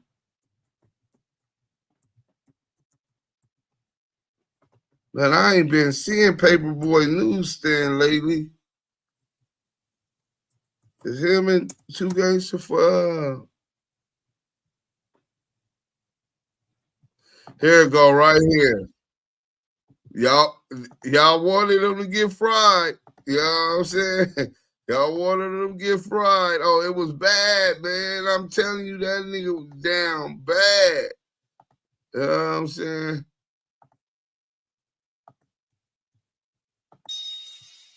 Paperboy News here to deliver y'all that daily report. That seems like it's Spider Loc against everybody because he had issues with Nina Boy, Infinitesimal, Wack100, Brick Baby, the whole No Jumper, and now Dude Sims and Active Chucks. Now Dude Sims said he can understand why Spider Loc don't got no homies because every time he chops it up with somebody, as soon as they leave, he talks ish behind their back. We got audio of Spider Loc. And y'all want to save him. Y'all want to defend him. He's a snake. He's a creep. That's why his name is Spider. because he's definitely a creep. Now, Dude Sim said he's a reformed man now, and he doesn't like black-on-black crime. And he said he had some information on Spiderlock, but he withheld it. But he said it's only right that he reveals this information, being that Spiderlock went on his platform and said all these bad things about Munchie B. Now, Dude Sim says Spiderlock's living a lie, because when he's on his platform, he claims that he's a real crip, and he keeps it solid and easty all the way through and through. But he said when he gets emotional and mad, that's when he starts snitching. Then he says for everybody that claims they love Spiderlock and they close with him, why you watch him abuse those drugs and alcohol then? Now, Dude Sim said he knew that there was something wrong with Spiderlock because every time he used to chop it up with him on the phone, he always told them, let's drop content on Reggie Wright because he's no good. And he said every time Spiderlock kept defending him. Now, Dude Sim said he was confused because he thought Spiderlock was a real gangster and he didn't hang around busters and rats. So why was he defending one? And he said later on in the conversation, he found out why. Now, according to Dude Sims, with the conversation that he had with Spiderlock, Reggie Wright has some dirt on him. So that's basically why he never spoke bad about him. Now, Dude Sims said it's not only bad that Spiderlock was friends with an ex-cop, but now that ex-cop got dirt on you. Now, as soon as Spiderlock got mad at Munchie B, he immediately started his own group chat and he went straight in on Munchie B, talking about everything, all the way down to the peanut butter. Then he shows an old-ass pic when his daughter was just a baby, basically saying that Munchie B's trying to holler at his young-ass daughter. Come to find out, his daughter is grown as hell. Then Dude Sim says just because Spiderlock had a fallout with Munchie B, he tried to make Brick Baby hate him too by telling Brick Baby that Munchie B told him that he be talking and dating trannies. Now, Brick Baby, already knowing what type of person Spiderlock is, told them that some things don't need to be shared online. And Spiderlock responded back by saying, I don't give a F. Then on top of that, Dude Sim said Spiderlock has female tendencies because he said, what grown-ass man calls another grown-ass man at 4 o'clock in the morning to talk about internet beef about another man? And he said he almost got him in trouble with his baby mama because she was laying right beside him, saying, who the F is that? Now, Dude Sim said he had no choice but to block Spiderlock's number. Now, if you guys can remember, Brick Baby said he was playing online poker, and at 4 o'clock in the morning, Spiderlock called him, so he had to fold his hand. And the reason why he was mad at Spiderlock is because the hand that he folded ended up turning into quads. Now, Dude Sim said he hit up Munchie B and told him that he had to block Spiderlock's number because he a grown-ass man and he don't have time for childish behavior. Then he said on top of that, Spiderlock went against everything he talked about online, which is the G code. Now, in Spiderlock's own words, he don't give a phenuck about anybody when he's mad. Well, I guess that's true because he says Nina Boy's his homie and he dropped dime on him. Now, Spiderlock's crashing out and day by day, he's losing friends. But I left y'all with one last piece of audio, and before I play it out, y'all like, share, and subscribe to the channel. Y'all let me know what y'all think down in that comment section. Paperboy Newsstand, y'all be safe and stay dangerous out there. Gone. He called me like, yo, I got some D-nerd on him. I plugged him with a homegirl that has a rape allegation against the homie, and he did a whole interview with the homegirl. He interviewed the homegirl about her sleeping her. So my thing with Reggie is, if I go big on him, you know his whole character. He's going to expose that I turned him on to that info. That's going to make you look bad. That's going to make you look bad. Yeah. Nasty work, man. Nasty work. So yeah, man. Old boy Travis, I know you had to be Spiderlock. Spiderlock doesn't care as long as he gets get a response. You know what I'm saying? Like he kind of like CS2 Back used to be always trying to get a response from Big U and the Crip Cop trying to get a response from Big U. Spider, that type of nigga, he don't really care. You know what I'm saying? He knows he's a piece of shit. That shit had me through last night, had my throat burning. I'll be thinking the same thing. Y'all tripping down there, man. But yeah, man, that was nasty. What they gonna do about his drug use? Hopefully they get him some help. He been looking like he was doing better, and then I seen it look like he fell off the wagon on one episode. But you know, prayers to that brother, man. I don't wish him bad. It is what it is. He can do it however he want to do it over there. You know what I'm saying? And that's just how I go. I had a car tire pop in my face while I was putting air in it. Now I'm scared. Oh, damn, you easy target. If you faded, 205 KK, leave the bar key alone. And that ex-cop is a paraplegic. Dudes hit me to that the other night. Not me. You didn't hear Suge saying let your wife go if you love her at all and you got any respect and love for her, let her go. Why you got her wiping your ass? You know what I'm saying? Feeding you. You know what I'm saying? Aunt came back saying ODM looked like Eddie Murphy had a kid with Kurt.